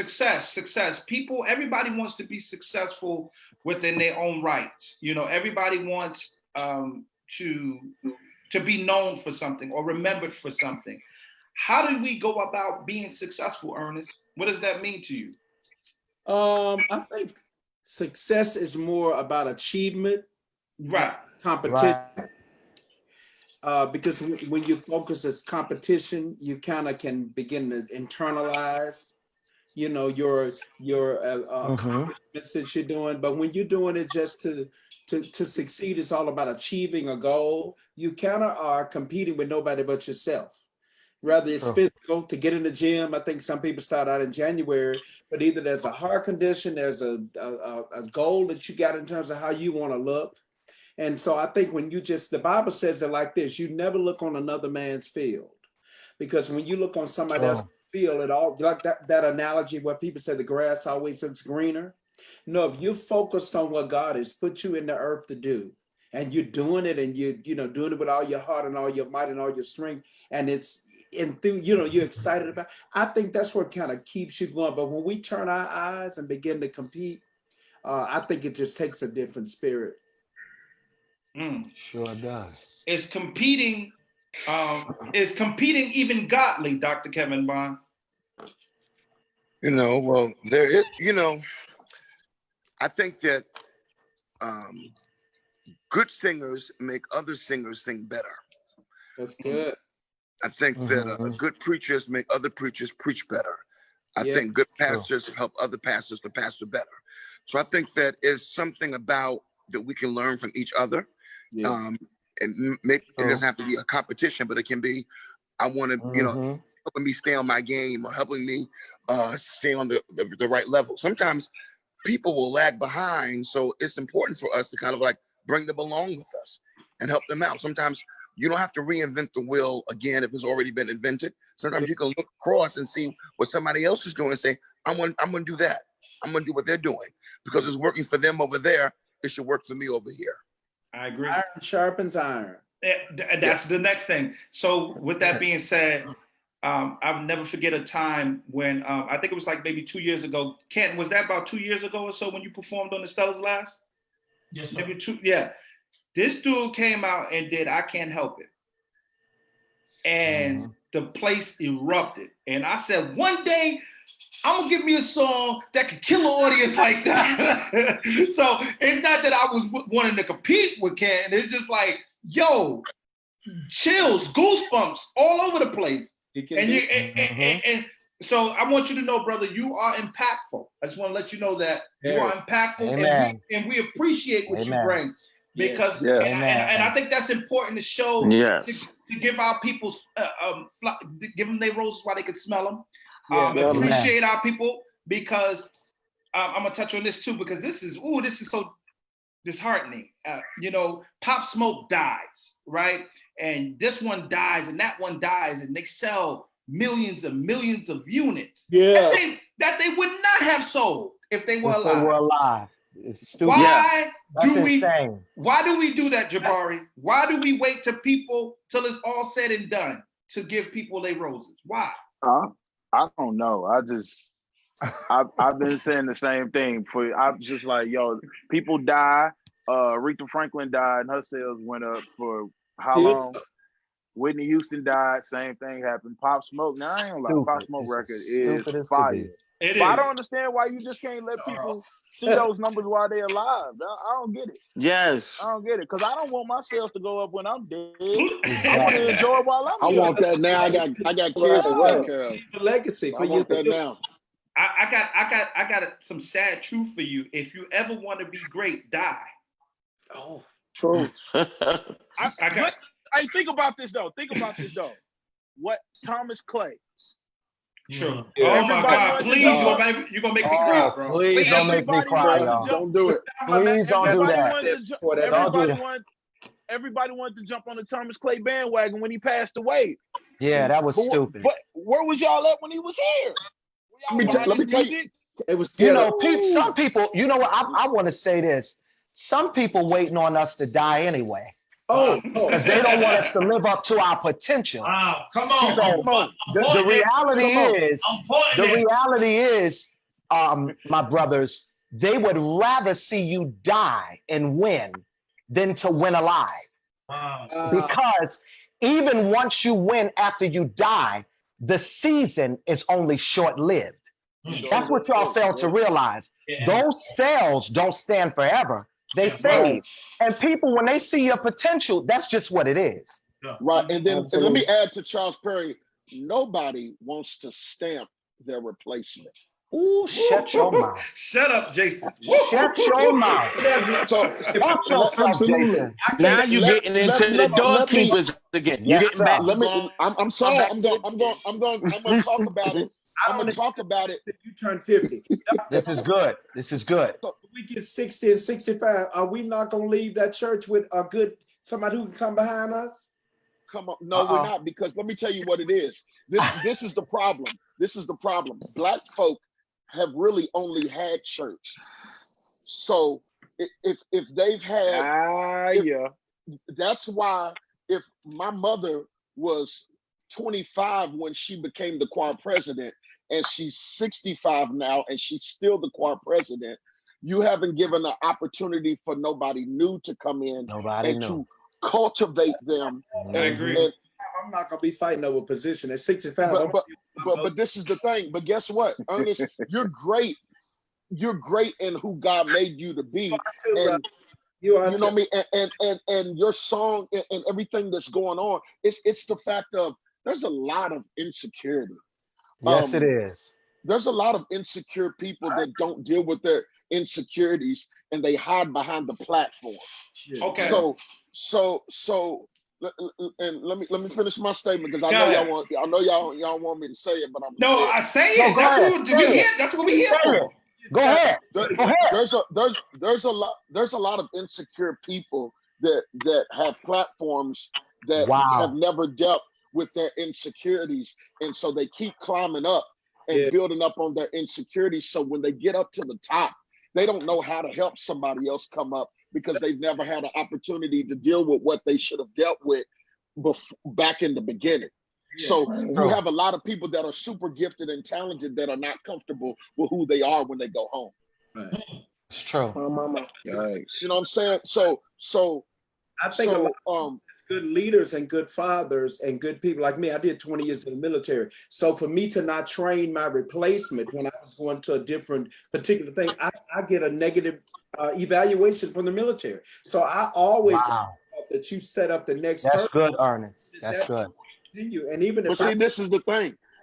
I want those up and coming worship leaders to keep gospel music alive. So I'm already on the track of bringing up. I started a whole record company for people to make sure they could get a bigger stage. Crystal Rucker, Vincent Tharp, Charles Butler. Yeah. So I think everybody takes that mindset, but there are some insecure people who don't want to set up their next. Sure enough. Now I'm gonna let Dr. Bond jump in on this real quick, because Dr. Bond is a firm believer in pushing whom he loves and whom he believes in.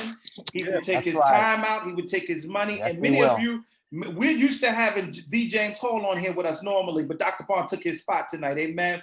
And he took his spot because this is the man behind the music. And many people don't know that Music Blend and Dr. Bond is a partnership. And I maybe he will never say it, but I'll say it for him.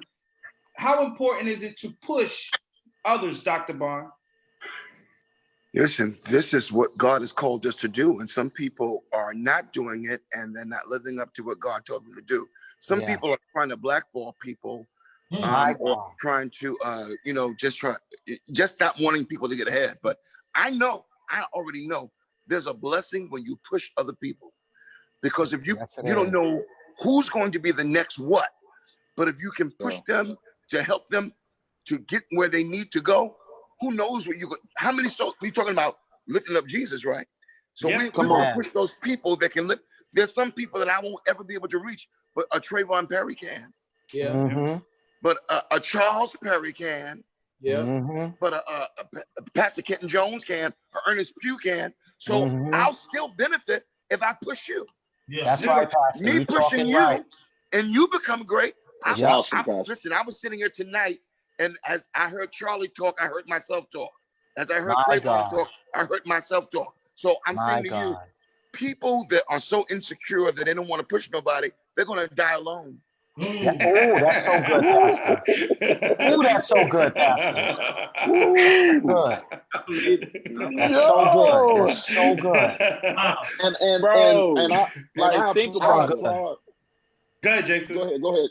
No, go ahead, Jabari, and I'll come behind Go you, ahead, bro. Jabbar. I'm Go just ahead. saying, like, it doesn't take anything away from you to push somebody else. Think about John Oh P. my Key. God. He Mhm. pushed Zacardi. He did. Think about how Mhm. many people have sung with John P. Key, and he still sell out every city he go to. They True. didn't take nothing away from him just to push somebody else. But people don't understand it, so it's cool. Jay-Z said it best, I think, and I know he's not gospel or none of that, but he said if everybody is in your corner is broke except for you, Oh, that's a problem. Yeah. It's a problem. If you on my team, I should want everybody on my team eating. Come on. Everybody. Come on. That's when we get vindictive people in your squad that want to help take you down when you don't help them eat. But if you're Come on. helping people eat, Right. if you That's true. help enough people get where they need to go, enough people will help you get to where you need to be. Go So ahead. true. So, Absolutely. so on the prophet Drake and Jay-Z's, since we quoted, since we're quoting, and I'll say this: the song is called "Pound Cake." He said in the lyrics, Jay-Z said, "Just made millions," and if you know who he's talking about Right. Justin Timberlake. He said, "Remade millions," if you're talking about Rihanna. Yeah. And Mhm, he said he he did. called about them out. 4 or 5 people. That's And how it then should he be. then he said this: Beans made millions, and he If would he tell wasn't in his you feelings. if he wasn't in his feelings. In his feelings, right? And the problem is you got so many people that still want to be after they already are. Jesus. So you miss My God. you have missed a whole regime of things that could have happened and another elevation that God could have taken you to, because as God has elevated you to be, you're still trying to be when you're already there. And so Wow. you've missed so many people that you could have helped.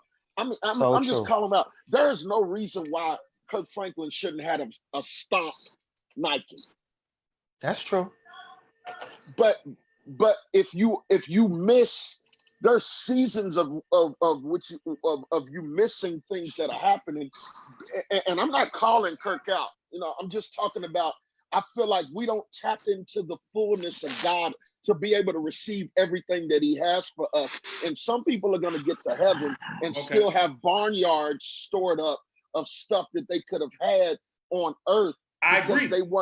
they weren't able to, they missed a moment to help people. And I think there's another part to it. The industry blocks that too. So let's touch on that, because we have 3 individuals. We have everybody in here signed. Everybody. Well, if you're not, you've been at some point. So we had Earnest, Pugh, and Jay Clay, and where'd he just go? Jabari. Keith Wonderboy He Johnson.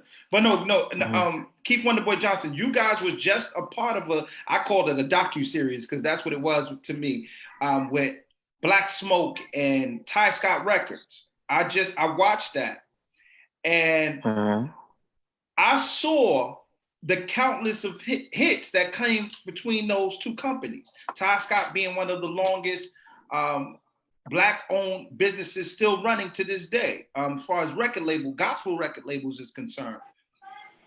And you guys have been blessed to be a part of that. And what do you think? Like we just was speaking about, this one is hot, that one is hot. Rihanna got a mill, this one got a mill. In the gospel industry, why is it that only a select handful can go at a time? I'm gonna give you a multiple choice here. Is it A, because I'm about to put on a mask? Is it because A, we just don't have Canton Jones? Is it because A, we just don't have the people behind us, and or B, because only a certain select audience actually listens to gospel music, which we know is true. We have the smallest genre, but We do have enough to make something happen if we will all push each other. What is that mentality? Why can't there be multiple people hot, on top, at the same time? Everybody doing good, everybody eating. Why is that? Anybody can jump. More than A and B and C. Anybody. More than an A and a B. I never A, B, C, D, Well, E, F, G. I can tell you, one Trey. Okay, sometimes it got something to do with the cross syndrome. You know, because some people feel you only can be top and on number one after you pull somebody else. So I was always the type, you know, I had a young man be like, yo, man, when this come out, we gonna knock you out the box. And I had a problem with that statement. I'm like, why we can't be in the box together? Together. Right. See, now I'm that type of person. Like, for example, how you were saying, a lot of stuff that you were saying, it goes along with everybody. Being authentic, knowing who you are. You have to know who you are.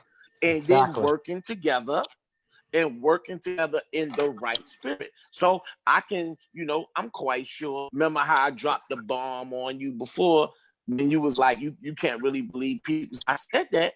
But yeah, even when it comes to, okay, the steroids is our Grammys or whatsoever besides the Grammys. And I can remember it's not because they on here, but people like Canton and Earnest is my personal, you know, we had private conversation behind the scene. And I'm like, hey, don't worry about that, because it's people that might have a stellar award, but look where the Lord is blessing you at right now. True. You're doing over 200 concerts a year. And you got people that got awards that ain't doing nothing but collecting dust. Sitting right at They home, at home doing nothing. So some you have to know when you have to know you have to know when you are successful, like you just got off of, and believe it, when you just saw what you saw like that, all of us, we were connected. Now, were we perfect?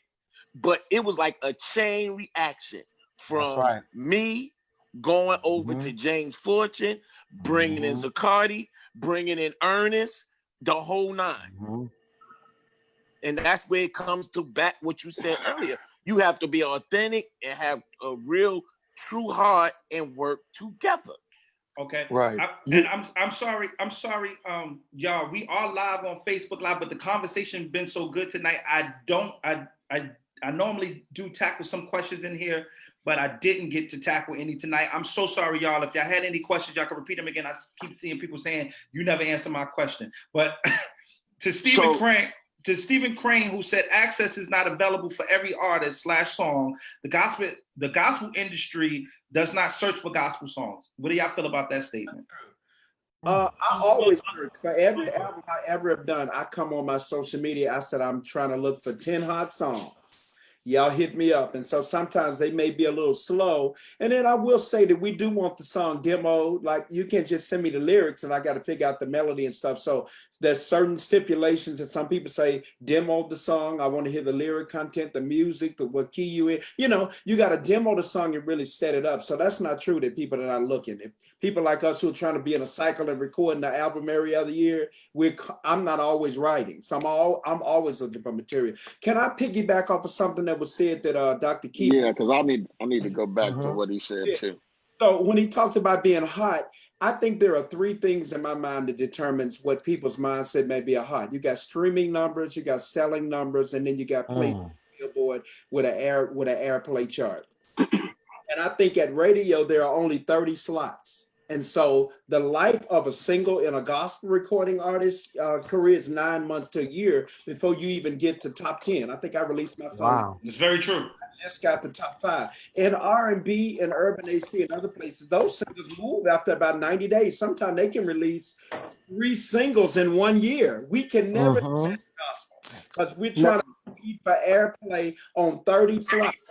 And so once that little Billboard thing comes out, they hot because they're top 30. But there could be a lot of other stuff going on in the background that are not, because what a lot of people don't realize is when you look at people's YouTube page, although you're looking at it with your eyes, you're listening with your ears. So those are streaming numbers. and you will get a check that's commensurate to the number of streams that you're getting. So there's all kind of ways you can make it happen through that streaming, through sales. Of course, that can be really hard because people prefer to go to those digital platforms, Apple Music and all of that. That is not purchasing an album.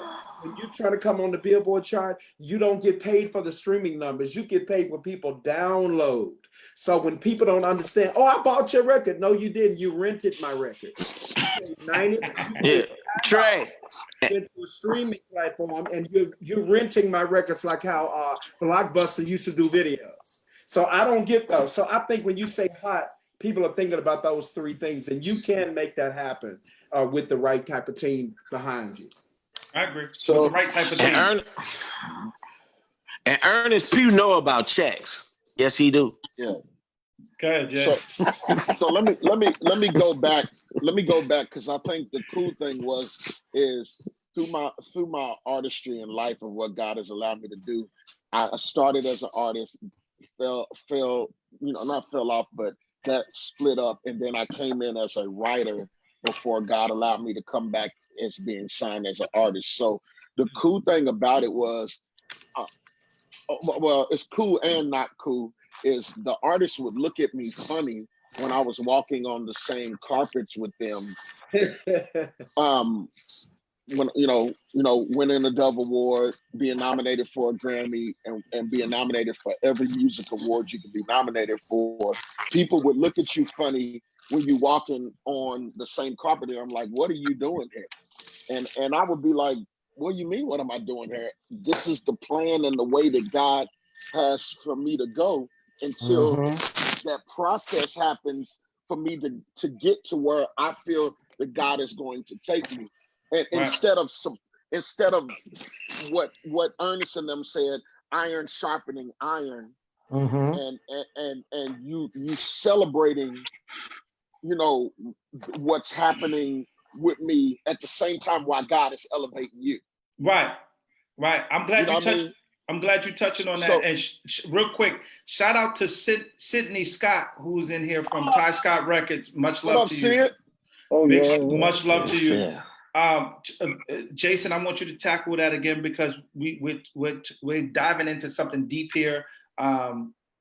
Charlie, who caught an amazing deal with Dave Foster, and there was some things to happen with that. Bro, what do you feel should be the goal? Should these artists be looking to get signed, or should they be looking to build their own at this point, at this juncture? Especially when you're somebody of your ilk, of Canton Jones ilk, of everybody that's on here who has created a platform for themselves that can make their own noise. What is your take on that? I feel we're in a day where artists can build their own platform with impact. There is nothing like impact. And all of you artists that have this freedom to create your own content, man, and build your base, you're better off when you come to the table with more value. Correct. You never want to go to a table with no value. You want to go to the table with no value. Yeah, exactly. And the more value you have and the more impact you create, that helps you become an artist. You're not an artist without a paintbrush and paint. Good, sir. You have to have content to be an artist. I agree. Nowadays, everybody's an artist. When we came up, there was a process to this. There was so much that went into this, and we had to build. Dr. Barn is here. Keith is here. Keith is here. Dr. Barn is here. You had to have a process. Good. And without a process, there was no platform. And we worked that Chitlin circuit, y'all, to build those numbers. Because back then, you didn't have a Facebook or an Instagram. You were building by impact. And people would go back and say, hey, did you hear Jason saying? Did you hear Dr. Barn? Did you hear Trayvon Perry? That's how it worked. So I feel like today that method still works. The greater the impact, the greater the value. And to me, you don't need a record label. If you do it yourself, y'all, it is time for us to own. I'm sorry. It is Whew. time for us to possess the land. Take what's yours. We must reclaim what is ours. Okay? Mhm. This is what God has made for us to get. It's our original intent, and we have to dive into it, and we've got to stop being afraid. And then another thing is get versed in what you're doing. The Bible says, study to show thyself approved There unto it is, God, man. a workman. You've There we got to go. know the craft that you're in. That's You right. need knowledge. Knowledge is power. Don't just I tell you. depend on your friends and your uncle to read the contract. When you get these contracts can be here to con you out of your destiny, to Right. keep you from operating in your fullness. So I say to every artist, it is time for us to own it. Listen, we need our own stations. We need our own radio stations. We need our Bro, own distribution. I'm That's so just glad. where I'm at. I'm That's so just glad where you. I'm at. Absolutely. I'm so glad you're touching on this because this goes back, ties back in again. Nick Cannon, who was just let go from Viacom, I saw that. from a statement he made on his own personal podcast that has Platform. nothing to do with Viacom, but because his relationship with Professor Griff and something he said a long time ago about he believes that Jews are responsible for the majority of wickedness that's going on. I don't want to repeat that. I don't want nobody try to come at me saying we've coming against Jews. We're not coming against Jews, but Nick Cannon went on to agree with him. Viacom cut their services with him. Most of you know the story, but if you don't, Viacom owns MTV. They own Nickelodeon. Yes, they do. They own the content of Wild 'N Out. So now this dude, They own some of BET. correct. They sure They own some They of sure do. BET because the Don, whatever his name is, sold it to him. So so now Nick is out of a job, which he's okay. He's not strapped for cash, No, but he's he's out of a job. And now the content of the show, I was told, doesn't even all the way belong to him. So I want to get into ownership next because Dr. Bond, this is you. How important is it to own your stuff? Listen, you've got to own it because if you own it, nobody can take it from you. You know, that's right. We were talking about earlier about, there's some people that are never, ever going to help you because they're just never, ever going to do that. They're never, ever going to invite you to come to the table. They just never going to do that? They're never, ever going to do it. They're not going to invite you to they're not going to invite you to come to the table. That's why you got to, build your own table. You got to Tyler Perry said that. Know your own worth. Know your own worth. And you can build your own table. And then again, another thing is that we were talking about, carbon copies. We don't even have that even words no more. So I'm kind of dating myself. But whenever you have an original, you don't even need the carbon copy. You don't. So we have a lot of people that are trying to be like someone else, somebody else's identity. But when that person comes, they won't even need you anymore. So it's true. Be your authentic self so that you can always be in demand. And then while you're in demand, own your stuff. We had the record company, James Record Company. We owned all of our stuff. So like when they said they were not going to, when we had issues. We said we own it. So we were still selling it on our own. Amen. So I'm just saying. That's They say that if you own property, you have more of a voice. Real estate property, right? So no investment in yourself is a bad investment. Make the investment in yourself and own that. And then even if they don't invite you to the table, you'll have so much at your own table, you won't even need to go to the table. Become the table. Go ahead. That's right, man. I have an independent company, AP Records. That's my family company, man. And we created our own table. And just like Charles said, we learned the business, and then we gave the people something that they want to hear. And great music. My family had 2 Stellar nominated albums, Dove nominated, and Grammy consideration. And now my solo project, it just did what it did in this year. And I'm just thankful to God that it's my own table, write my own music, and it's blessing the people right now, man. And just thankful to God for that. And then I got my own business. I don't even have to punch a clock. we own our own businesses. I love it. Colleges, love it. we have our own radio station called Faith Star. We play some of y'all music. Faith Star Radio, that's our radio station. Thank We you. have That's a you? travel academy. Wow. I didn't know that That's was my you. sister. Wow. Regina Showers Gordon, that's my sister. Yes, So I just sent her wow, something. that's dope. On our Amazing. own avenues, man, and the What's records I that need I'm to get writing, my man, music. the Lord is blessing, man. You need to get it over there, man. Where's this station at? It's based out of Atlanta. Matt Abels, he works for our independent record company. We have great people in line in our company. We have real meetings, man. A&R, Zoom, Skype meetings on Mondays, man. The Lord is just blessing because it all belongs to us. I love it. I love it. Multiple streams of income in this season. Yes. Absolutely. Canton, Absolutely, man. Canton Jones, how do you feel we should go about getting to these multiple streams of income in this season? Owning our own. One, you nowadays you can write a song in a day. Well, let me tell you about my life. I can make a record at 9 a.m. I'm talking about make the beat from scratch, write to it, sing it, mix and master it, and it'll be live in your email or on your streaming device the next morning.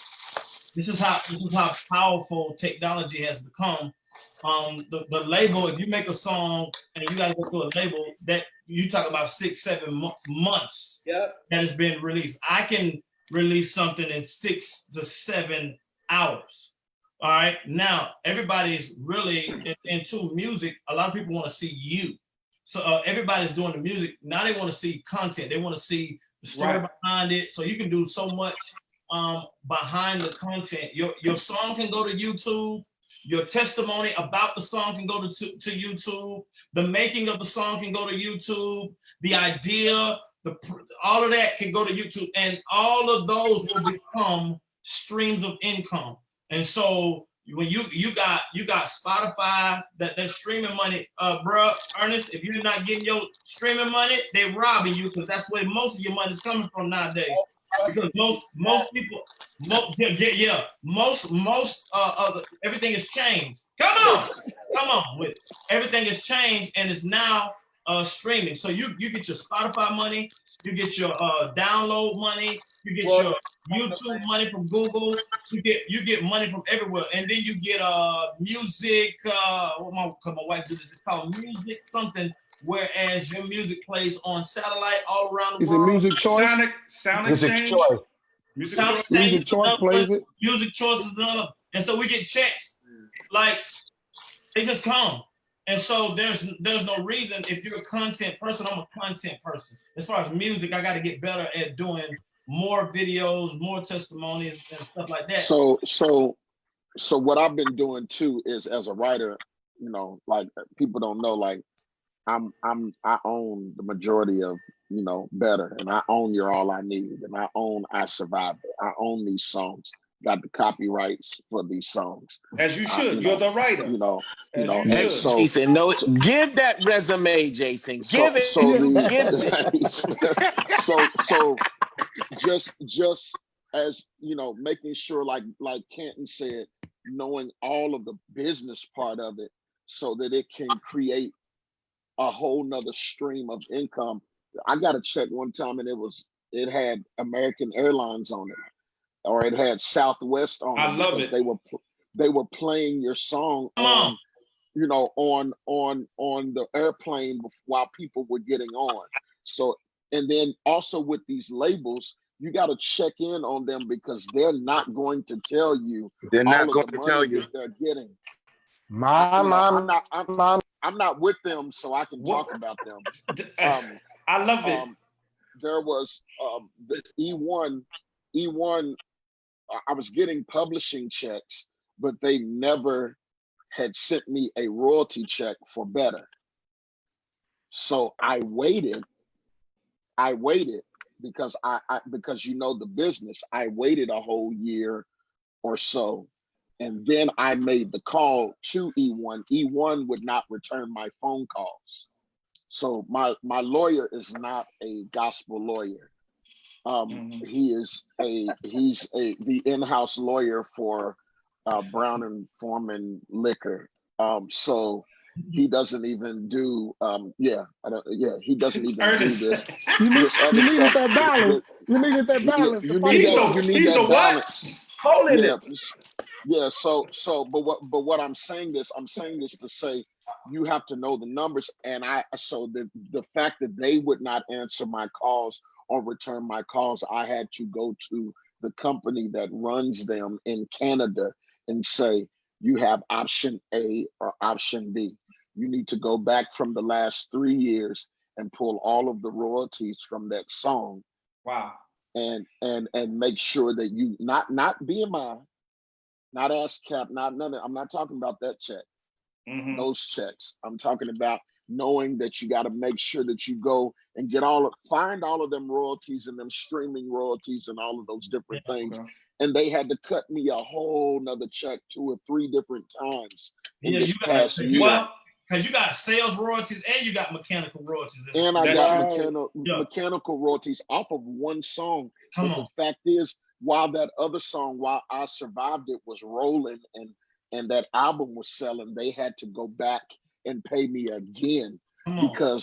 because of them not making sure that they read those clauses and knowing what that jargon is in the bottom of those clauses. Because in clause A at the beginning of the contract, they could say record, but in clause B on the second page, it could say single. And you got to make sure that all of the jargon that they put in those contracts are saying the same thing consistently throughout the contract. So you got to make sure that you know these percentages and what you're giving, and they're not giving you pennies when you should be getting the dollars. You are the creator. You know what I mean? God is the creator, but he used you to create He those used you works. to birth it. Yes, sir. You gotta make sure you get that money. Jason, you're helping a lot of people tonight. I see it in the chat. They're thanking you for your knowledge. And sometimes you never know how many people say they are this and say they are that and are a part of this, of what we do, and don't even know half of this stuff. It's important not to know your stuff, not just be a singer or a musician, but know the behind the scene works. We're about to get on out of here, but we got some amazing songwriters in here. And Ernest, I'm sorry, I'm letting you come in right after this, but I want to know for hit makers like yourselves, Jabari, Keith Wonderboy, you know, let me know this as well after him.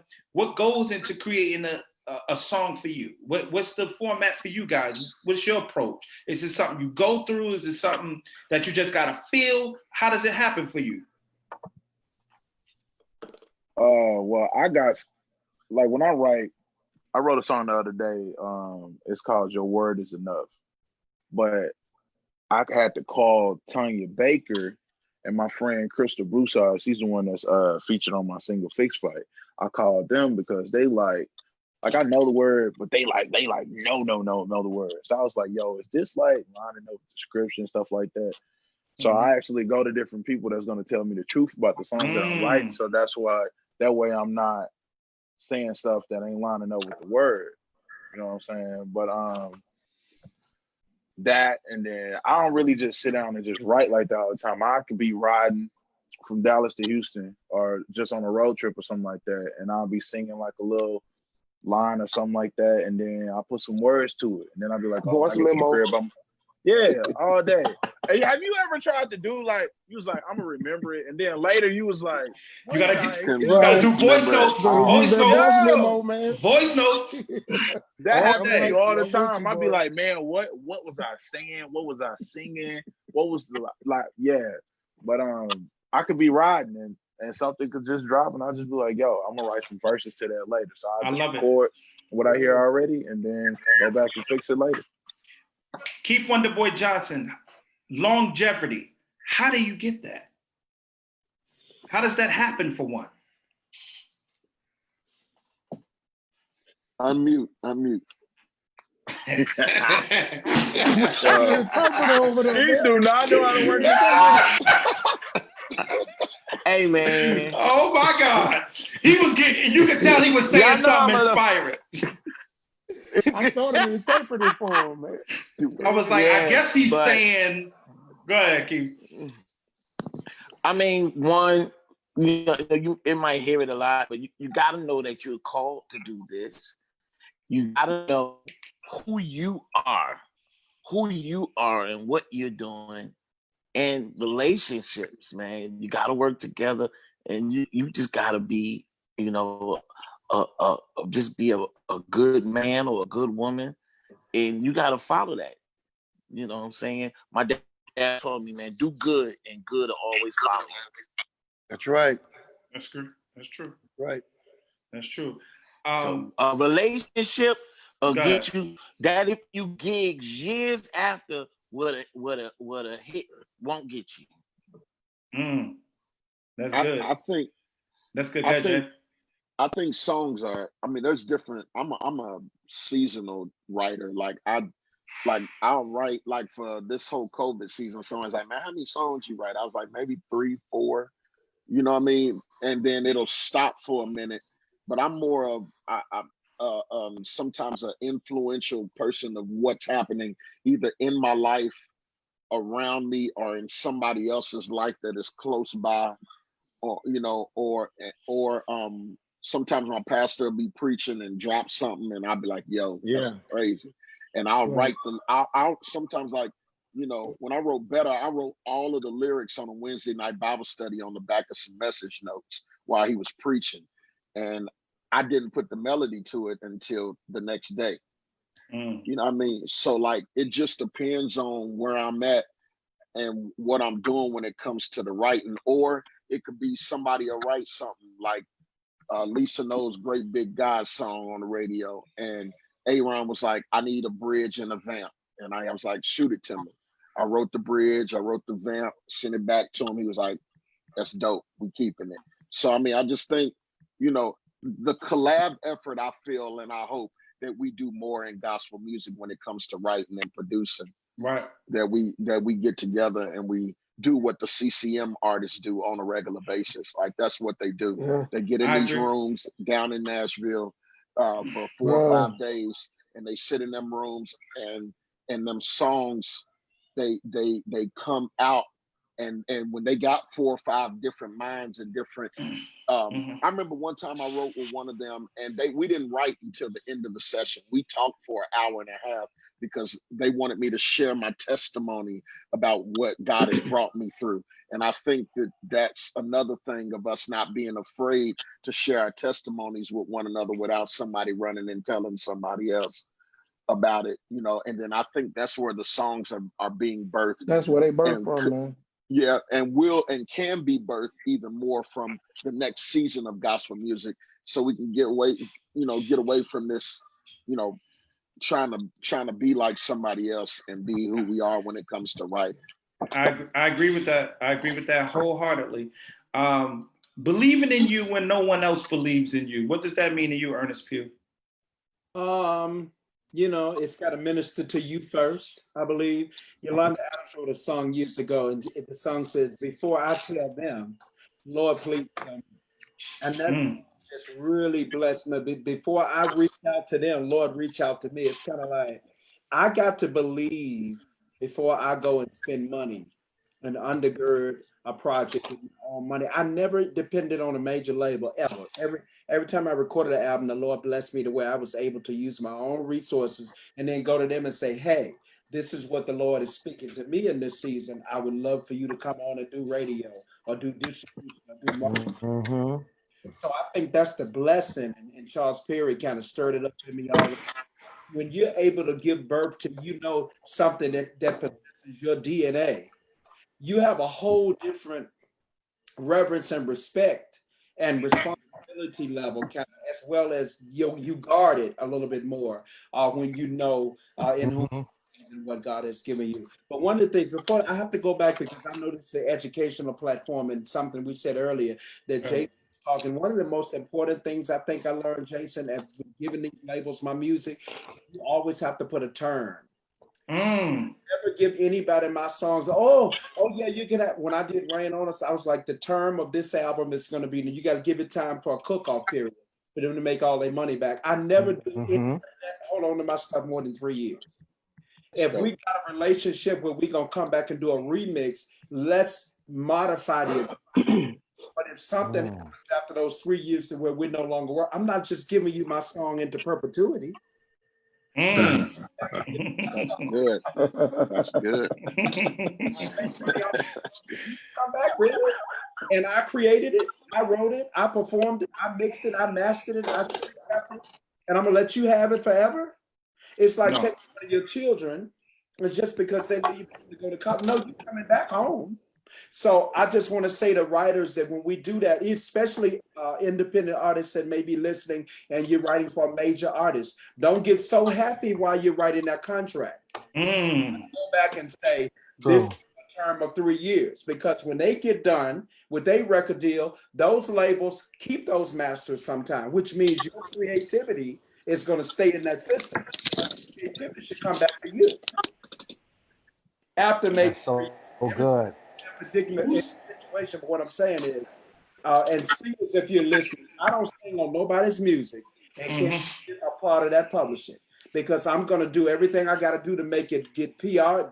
E-blast costs me money, press releases cost me money, and to pay the 3 top radio promoters in the country, it's multiplied thousands of dollars a month. So I don't put my voice on record without getting some of that publishing for a term. So I'm just saying, all of y'all that are listening and you're learning the business, don't just get so excited because you wrote it and you gave it to them. But guess what? When it's time for you to send your children to college, when you get 55, 60 and you're tired of doing this, you to pull from a cash and pay your bills. Amen. I love what you guys are talking. That's why I bring y'all on, because you guys know the business. You know how this goes. I say knowing is half the battle. It's one thing to, I'm gonna say it like this. Me and my brother was talking the other day, and I believe in so many people, but I want them to believe in themselves as well, and I want them to understand that you have to get knowledge. What is that? You got to get knowledge at the same time. Knowing is half the battle. If I know better, I can do better. There's process to the promise on the way. So you got to understand, it's more than just making sure you got the thousands of dollars for the mixing and the mastering and the studio work. You better have you a little money left afterwards for radio. And then now and not just now, but it's always been this way. People like visual. You may want to do a little music video, a little something. And don't you gotta go spend $18,000 to do a music video. You're not Jay-Z. I don't expect you to do that. But find you somebody that has a good eye and that can shoot you a little something. Let me tell you something. You might want to hit up. You might want to hit up Canton Jones, because he has I think Canton Jones got more videos out than all of us combined right now.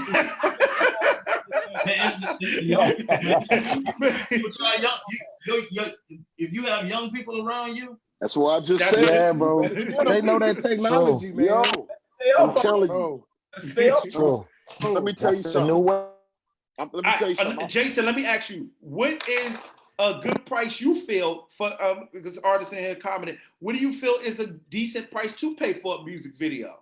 I'm not gonna tell you my price. No, well, don't tell your price. Yeah. Just tell people what you don't you do it. That's not a good question. No. You don't have to tell your price, but tell what you think is reasonable. 800, 1,000, 500, 600. I mean, 15, $2,000. That's a good price range. You know what I'm saying? But this is the thing, and I'm gonna say what Canton said. Man, find you a young cat that's got the eye. That's hungry. That's hungry, that got the eye and know it. Listen, as y'all can see in the background, I just released a new single and I dropped a video with it. You know what I mean? And so, these last like I've been hitting the industry right now with every song that I drop, I'm gonna drop a video with it. You know what I mean? So because I know people want to see, but don't be afraid to find you somebody young. They might be sitting in your church doing editing them videos. on TikTok and all of that stuff. Right. And if they know how to use that equipment, man, pay them some money to shoot your videos and build you a team of young people and grow with them. You know what I'm saying? You know what I mean? And take care of them. I'm not saying pimp they give. Right. I'm saying, take care of them and let them, pay them good enough where, they can go help their mama and buy some Yeezys or some Jordans or something. Something. And pay a bill and then go get them a steak or something and still have a little money to put up. Take care of them. You know what I mean? But find you a young person, but 15, $2,000, that's a good start to have some money. I think to do a shooter. I think 15. I would say take that 15, $2,000 and buy a camera for the little homie. Correct. And raise him up and get him all the everything. And then from there, your videos are you bless him. Yeah, that's right.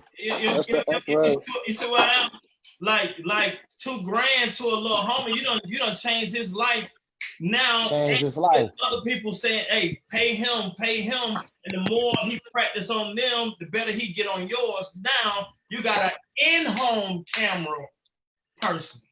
I love it.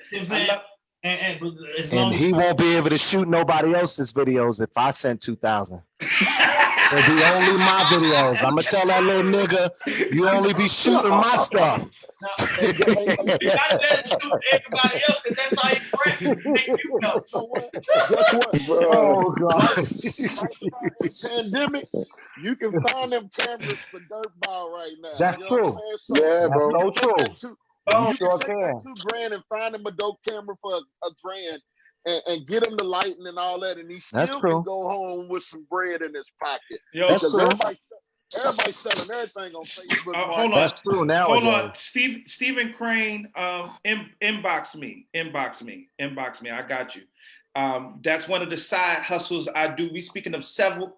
I want to say shout out to Dr. Kevin Bond, who sat on here with us all 18 hours. We've been on here tonight. We get ready to go off. He's an amazing pastor. And everybody else that has. But one thing this man has taught us from early ages, and I didn't even know what multiple streams of income was at 14. That's when I came to the church, and this man has been preaching this. But thank God I adapted to it, and now I'm doing it. I didn't even realize I was doing it till after the fact.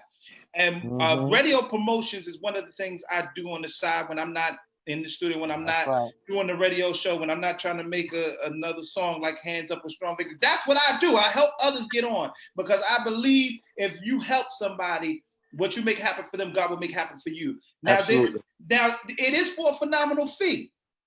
Okay, but it ain't crazy. All right, because I'm telling you right now, you could pay anywhere from 25 to 3,000 and more if you talk about the big wigs on a monthly basis for radio services. Okay, but once again, it's all about building relationships and knowing who to deal with and who to go to. And we don't want you wasting any money or any time in this season. I know so many people with good content out, but not enough people to go show it to. How important is it, bro, Charlie, not to make an album for yourself? Well, you caught that, Ernest? You caught that? You don't want to make an album for just you. When it's for yourself, you're gonna be the only one enjoying it. You're supposed to make music for the people.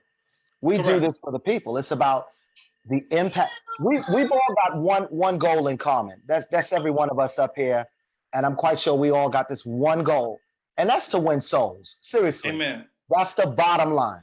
And you're supposed to make music that moves the heart, that speaks to the spirit, that speaks to what's going on in this time. To all songwriters, we're not gonna release feel-good records, and we're not being sensitive to the time. That's good, bro. If we can't breathe, then what are we going to say to those that are hurting right now? You know, it's about, and to me, you can't write an album until you've lived life anyway. You got to live. Writing is about living, you know, and that's any single. It should be a song that speaks to the time. Anything that I heard from back then, from the greats like Walter Hawkins, it was always something that was in time. Andre Crouch, in time. It was always an in time message. And that's what we should do as writers, songwriters, and creatives. Yes. Jabari's over there making. Jabari, you know you're gonna have to let us hear what you're working on before we leave. I can't do that. Snippet. Jabari, give us a snippet. Let me. Oh no, you're working on something for somebody else. Okay, it's not for you. Okay. Is that no, it is, but I just can't put it out yet. Oh, because of the label. Okay, it's all right. What you say? It's okay, Jabari. Because Jabari's you be encouraged, Jabari. You be encouraged. Let God work on you. I'm sick of him with this because Jabari put out songs every other day on Instagram, but now he can't play something for us. I'm sick of it. Go ahead, Ernest. Can I ask Jason a question? Who Go ahead. That group from Kentucky is doing that song? No justice, no peace. Brianna. That's actually my sister that's on this song. Oh my! Is that her singing? Yeah, that's my blood sister. It's six of us. It's six of us, and she went. Yeah. So they just pulled the choir together just to do it. But that's my sister leading the song. She's actually leading this song. She's crazy. Kim Burrell and Nikki Ross, and I said, no, they're in Kentucky. She's a beast. No, she's a beast. She's gonna eventually be on my label, J Clay Music. So well, come on in here, label. Come on in here, label. Yeah, but hold on before we roll out. Titus Johnson. I mean, not Titus Johnson. I'm mixing two artists up. Jabari's last name. Jesus, Titus Showers. Yeah, what is the most valuable piece of information you feel you have ever gotten that you would like to share today with these people watching? Man, just don't get weary in well doing, man. For in due season you shall reap if you faint not, and that comes from the Lord and Savior Jesus Christ Himself. Because you're not going to always be on the major platforms, and you may feel that you're deserving of it. You have a great record, and then somebody else said the powers that be said it's not so great. But are you going to quit? No, don't you quit. You got to keep going. You got to stay in the race, stay in the fight, create your own lane. And I'm thank God for this great lane, man. And man, look what God is doing. And God always replace those people who don't want to give you your flowers. He always replace you with somebody else who's going to support you. So, man, don't get weary and well doing. I love it. I love that. You faint not. I just want to know why y'all shout so fast in New York. And I'll leave that. What? Bro, y'all. Dr. Vaughn, you want to take him on this one? Dr. Vaughn, you want to handle him on this? Dr. Vaughn, you want to handle him on this? I'll go too, Doc. Pastor Vaughn, I think you're muted. Are you muted? It's his fault. Pastor Vaughn is muted. Am I muted? There you go. Yeah, we can hear you now. Okay. I think it's the power of God. That speaks to us like that. That's the anointing. Yeah. Yes, sir. I can't play that fast, man. Y'all be shouting. My fingers be hurting, bro. We don't shout fast. We used to. We don't shout fast. We used to. So what's a normal BPM for y'all? We older. Yo, Trey, I must admit, Charlie, we part of a different generation. I heard of him, and I finally met him. I did a concert with what's the guy from our hometown, the Vincent. Oh, Hammond. Yes, it was at Doobie Powell's church. Doc, I was like, y'all shouting again for real? Okay. Anyway, shout, bro. Oh, yeah. They on a whole nother level. Shout out to Vincent Bohannon. He was actually on here tonight. I told him, I said they on a whole nother level. They on another level. Yes, those kids love the Lord. You got to be in shape, man. You got to be in shape. That's right. To shout these days. Oh God. Okay. Yeah. We got to. Well, I can still keep up. I'm keeping up. That's Okay. right. Nothing. Sailor. Still But- keeping up. But Trey, He said, seriously, I don't care saw- what the I was- BPM is. Jabari, it was the funniest thing. I was like, man, that drum is a superhero. They For sure. took so long. He turned that click track all the way up and just unpacked. Yo, he just started breaking down the whole drum set, yo. Yo, if you play drums for anybody that shout in New York, you are the real MVP. Because I can't do it. I can't do it, man. You put me at about 160, 165, I'm good. Y'all be at like 220. I mean, it's like I'm like, nah. I think we used to dance fast. We don't anymore. We used to. But anyway, We used to dance fast. Yeah, I think we used to. That was a problem before. But anyhow, Yeah. I don't know how we got so far left Jabari that took us all the way to the other side. Anyway, moving on, in Dr. Kevin Bond's words. We will move past that. The shirt. Moving on. He got the shirt on tonight. Look, moving on. We're moving. I have Brent, multiple Dr. things of Vaughn, interest. tell them where they can purchase it at. Tell them where they can purchase that shirt. Come on, $20. You can have one. See?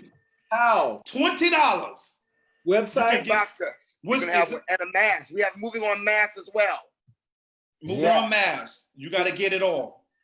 You can't get the shirt without the mask. Working on the project T-shirt as well. Amen. Amazing. Where can we purchase it, Dr. Vaughn? Where can they purchase it? They can purchase it on. You can purchase it on social media. Just Amazing. Hit him up, inbox him. He'll get it to you. Dope. So, which brings me to this next one, Dr. Bond. I can't say it. Saying it until you see it, you have took that to a whole nother meaning for me. Since I was 14, like I said, I've been a part of the ministry, and I watch you speak into existence the very thing that you're standing in right now. It may have tarried and it may have took a while, but how important is it not to faint before you get to the destination? It's everything. You have to believe in yourself when nobody else believes in you. You got to believe what the Lord said to you. If nobody else believes God spoken to you, and then you have to just stay up, because what happens is people will distract you. The enemy will discourage you. Many things will make you want to faint and give up, but quitters never win and winners never quit. So if you got something that God has given you to do, stay with it, hold to it, because God is not a liar. It will come to pass. And what I think what fueled me was that people were laughing, people were talking about us, people were saying everything else is not going to happen, but I really believe what God said. And that's what really helped me to hold on. And we had some dark days and some hard times, but the Lord gave us, when we started our ministry, what's coming is greater than what's been. Yes. So even though we had low times and we had this and that going on, that greater that's coming made me want to hold out till the greater came. Good sir. I love it. Well, greater is here for those of you that believe it. And I went on to get a hit off of that statement right there. Strong victory. What's coming is greater at the end. That's right. We sang that until times get better. And I want to tell you that's not a slogan for me no more. That's a lifestyle. I live by it. And I in fact, man, what's coming is here. Everything it's already here. And I'm just waiting on the manifestation. Okay, but it's here. You just gotta. If you can see it, you can achieve it. Just keep on speaking it, and you'll be standing in your coming. What's coming is greater. Just like Dr. Bond is today, and he has he didn't go into the story to the back line, but it's 2.3 million or something like that. The building is worth. Yeah, boy, that's what it cost when we got it. 2.3 million. 2.3 million. It's going to be worth more than that, and soon. It's already worth more than that. Already it is. Already worth more than that. And if you live here, and if you, for those out of towners, New York is an expensive place. Oh yeah. So to attain property and for it to still be standing in the midst of COVID. Come on. Come on. when So- church doors ain't open. Pastor Bond hasn't opened those church doors. How long? Since almost 4 months now. Going on 5 months soon. Wow. and we're still standing. Okay. Still standing. So keep believing. Keep believing. Earnest Pugh, tell them where they can find you at. I think once again, I thank all of you guys for doing this platform. I'm huge fans of all of you guys. I think all the information that you sent, that you shared with us tonight, is going to totally change the outcome and the trajectory of some people's careers. You know, I want to let you know, you spoke life to me. I spoke life to many of you that's on this live that's saying we are encouraging you, and that's how it should be. Iron sharpens iron. Let's keep this thing going. Let's continue to build. I mean, every time I do the platform, people are saying we don't do it often enough. But I told them, if y'all want us to do it more, send some paychecks, and I guarantee you they'll come back often. I guarantee you. I said, until then, I gotta catch them when I can catch them. I gotta catch Canton Jones when he ain't in the studio making another banger. I gotta catch Earnest when he ain't on the sofa singing. I gotta catch Charlie when he ain't with Mickey and Minnie Mouse. I gotta catch Titus when he ain't across the globe. I gotta catch Jabari when he ain't working on another song. Jason Claiborne before he writes for another big artist, and Keith Wonderboy Johnson before he take a tour bus somewhere. And Dr. Kevin Bond, we got him here tonight. And I'm glad to be here. And he's moving on. Once again, Earnest Pugh, I want everybody to close out. Say your own little thing, what you to inspire someone, and tell them where they can find you at, and then we moving on to the next one. All of my social media stuff is at Earnest Pugh. Y'all check me out this Friday on my Facebook Live. I'm doing a veterans benefit concert. And I got Nikita Fox. I got Melanie Daniels. I got Malloy. Malloy's coming on. I got Gene Moore. I got me. Oh man, it's gonna be great. But Patrick Dobson. Y'all check it out on my Facebook Live page, 7:00 Central. Tomorrow? Yes, tomorrow. You know, tomorrow's my birthday, but I'm gonna tune in anyway. Tune in. We got something for you, man of God. Thank you. Go ahead, Canton Jones. All right. My Instagram is THE Canton Jones. You can hit me there. First of all, bro, thank you for doing this. This is very, very, very. I learned a lot, and it's good that we can have a lot of conversations, especially as men, African American men, definitely. So I appreciate you having me here tonight. Facebook, Canton Jones, and listen, I like also working with young and up and coming artists. So y'all hit me. There is a fee. A lot of people. I mean, but I do want to. I like work if you're willing to invest, because everybody on here has made some type of investment in themselves, and a lot of times, believe it. Artists want to come and they want to rub the genie lamp. They want everything to happen. You want somebody else to do it. You want your. I don't believe in that. I believe in getting out and doing it for yourself, investing in yourself. And so definitely, man. But I love all y'all, man. I think I did a song with Keith Wonderboy Johnson almost 10 years ago now. And so that song is still a hit. And I got a song with Pastor John P. And so it just to say that I have been trying to mix it up as far as mixing the genres up. So if one of you brothers, I did a song with the Showers, with Titus and his sisters. So trying to mix up genres so that we can definitely come together and show love. So if y'all ever need me, holler at me, And, I'm down. I'm down. I'm holding it to. I'm holding you to it. I'm on the call. I'm on the call. Come on. Charles Perry. You guys can find me at the Charles Perry on Instagram, and you could find me at Charles Perry Music on Facebook. And if you guys are willing to take your gifts, musical abilities to the next level of greatness, you can enroll in my vocal masterclass, which is now global. We are all across the world. We have an online series. You better promote Charlie Perry.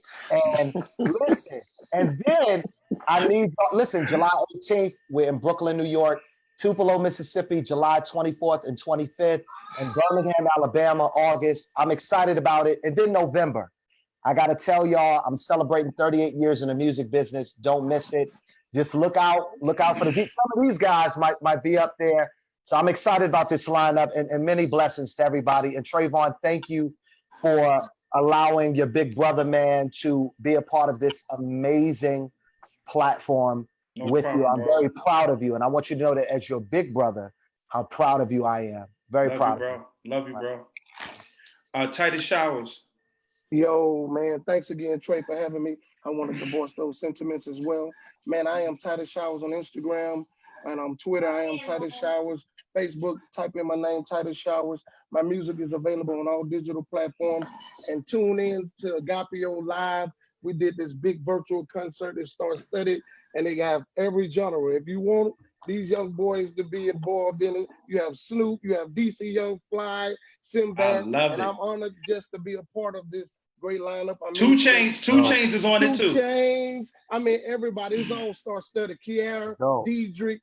Oh man, everybody's on this wonderful platform, and I think it costs like $9. It airs July the 25th. I'm able to minister my new single. It's going to be all right, featuring Jermaine Dolly. It's going to bless your spirit. So definitely stay tuned, man, to what the Lord is doing. And I'm a fan of each and every one of you, man. God bless you guys, man. Thanks for having me. Bari. Oh, you could come in later if you cut in the line. Go ahead. Well, let me go into that. This is Keith Wonderboy Johnson and brother philosopher, Professor Trey Perry. I'd like to thank you for this opportunity and always, make me feel family, which we are. We family. I miss communing together on Sunday and getting the chicken wings together. But Lord, it's going to clear up, and we're going to be able to do that soon. But you can holler at me on Facebook or at Keith Wonderboy Johnson. And I need my brothers. Y'all help me. Y'all know y'all be getting on me about coming up with modern techniques. So I'm trying to get there on my Instagram. So I need y'all to tell some of y'all friends to holler at me. No problem, bro. We got you. At Instagram is at Keith Wonderboy Johnson. And I will be bugging y'all because I'm right now at the time we got to try something different. So I'm working on something right now. I am working on bringing what we call quartet style music ministry to Sunday morning for more of the male choruses and the traditional chorus to sing on Sunday morning. And just to let you know, I work behind the scenes. I'm working with my big brother / mentor, Harvey Watkins Jr. and the Canton Spirituals. This is about to come out. We got Jabari. When y'all go back, we got a male chorus special for you. It's called God Said It. Is featuring myself, Harvey Watkins Jr. and Doug Williams. Oh, that's gonna be good. Williams brother. And then we dropping the first single soon, and this is gonna be a classic. It's called Hallelujah Anyhow, and this is featuring my boy Harvey Watkins Jr. and the Reverend Al Green. So it's pocket. You saved him for last. You done took us there. Come on. Take us. Go ahead. I can't wait to hear this. I can't wait to hear it. As always, man. I love the fellowship of men, man, and the way we stick together. We gotta definitely hold each other up. And hey, man, we just gotta believe. We always walked on faith, but we just gotta have faith together. That, man, I've been under that same brother, Dr. Bond been blessing us all over there. I'm definitely part of that. That I just really believe that what's coming is better than what's been. Hey, believe come it. on. Yourself, Keith. Go ahead, Bari. Give us your social media.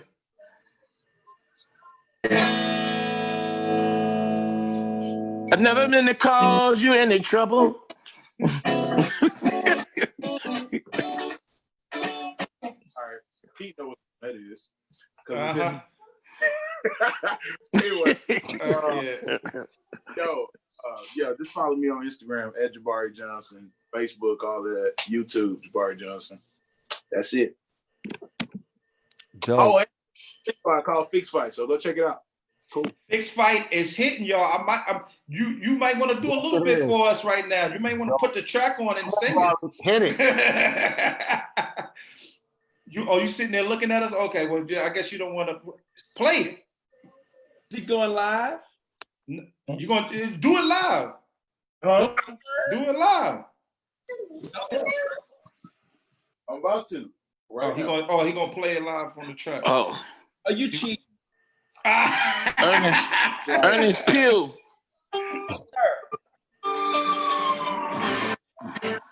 Stop.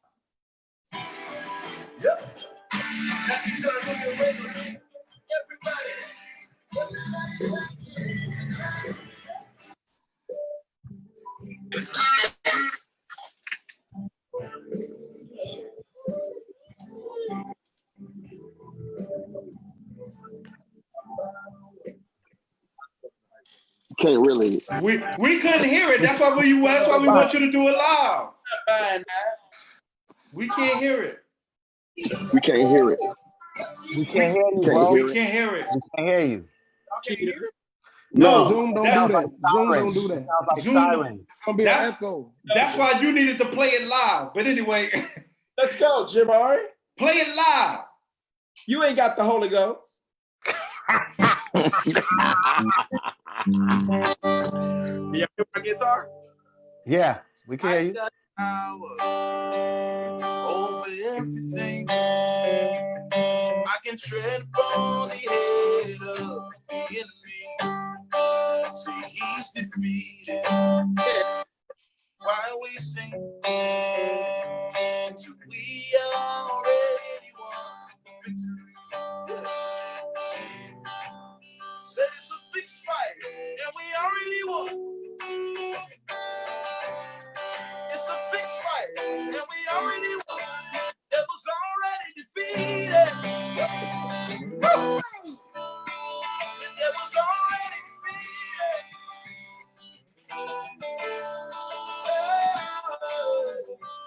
Said it's a fixed fight, and we already won. All right, that's it. Woo! Yo, bro. Yo, I was getting into that, bro. I was getting into it, bro. Go ahead, Jason Claiborne. Tell us where we can get you at, bro. All right, J Clay 44 on Instagram, or you can follow Jason Claiborne and the Atmosphere Changers. If you look behind me, I just dropped my newest single to radio called God Made It Beautiful, featuring my sister Daria Raymore. You can watch the video on YouTube. I got about 3 singles out right now. Praise Belongs to You, that's been on radio.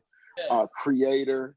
They all have videos to them. I'm still writing for other artists. And everybody go buy everybody's singles and music on this live right now. I bought everybody's songs. Everybody go buy everybody's songs, everybody's albums. I posted this. Thank you so much. Thank you so much. Yeah, I saw it. Thank you. I appreciate that. God Made It Beautiful is my newest single out right now. God, I thought it was Ashes, but God Made It Beautiful. And you can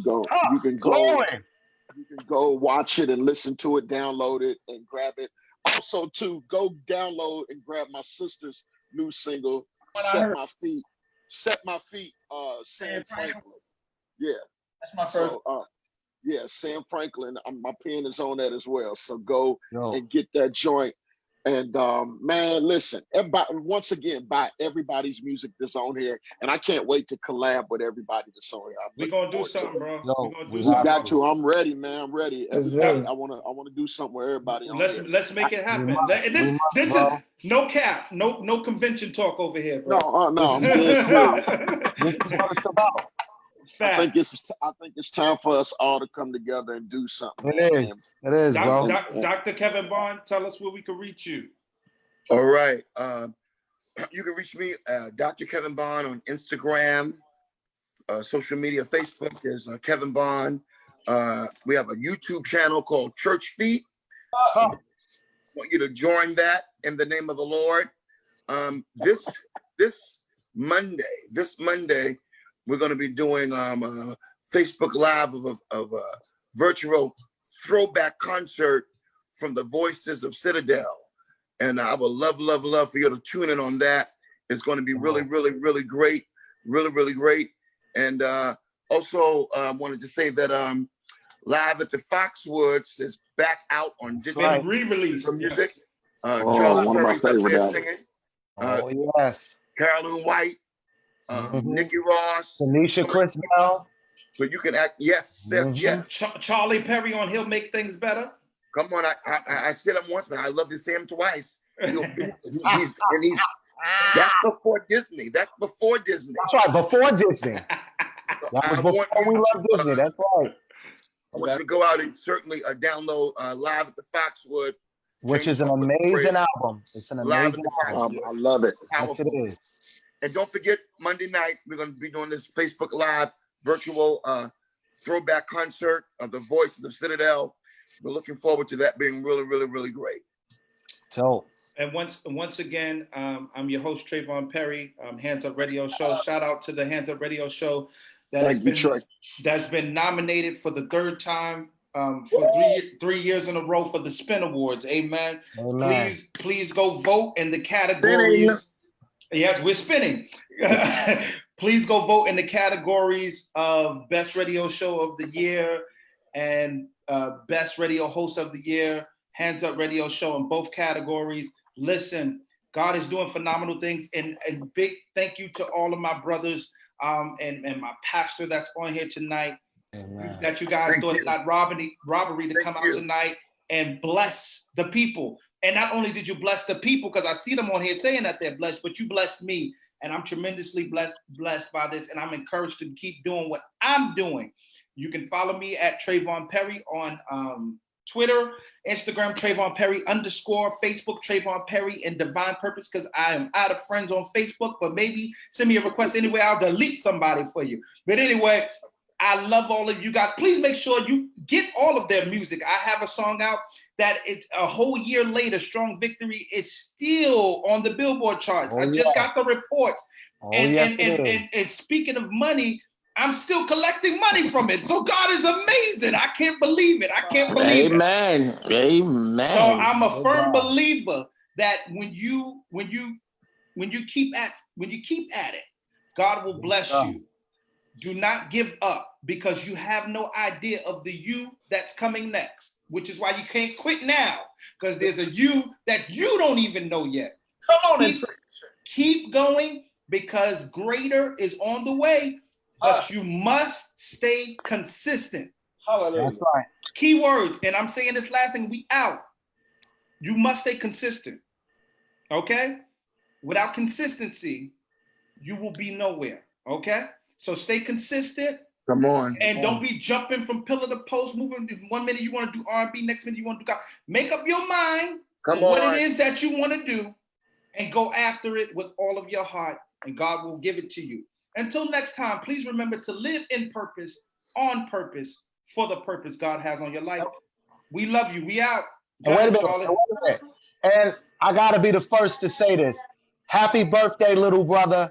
Thank you, bro. Thank you, bro. Happy birthday, Trey. Thank you, man. It's my little brother's birthday. I need everybody to cash app him. Yo, drop the cash app. Charlie, Charlie, I want you to sing happy birthday to me. Oh no, not tonight. Your Come on. brother's you got me for 3 hours. Well, you got me your whole life. Pray for me. Okay, well, Earnest Pugh, sing happy birthday. Happy birthday, God bless you. Happy birthday to you.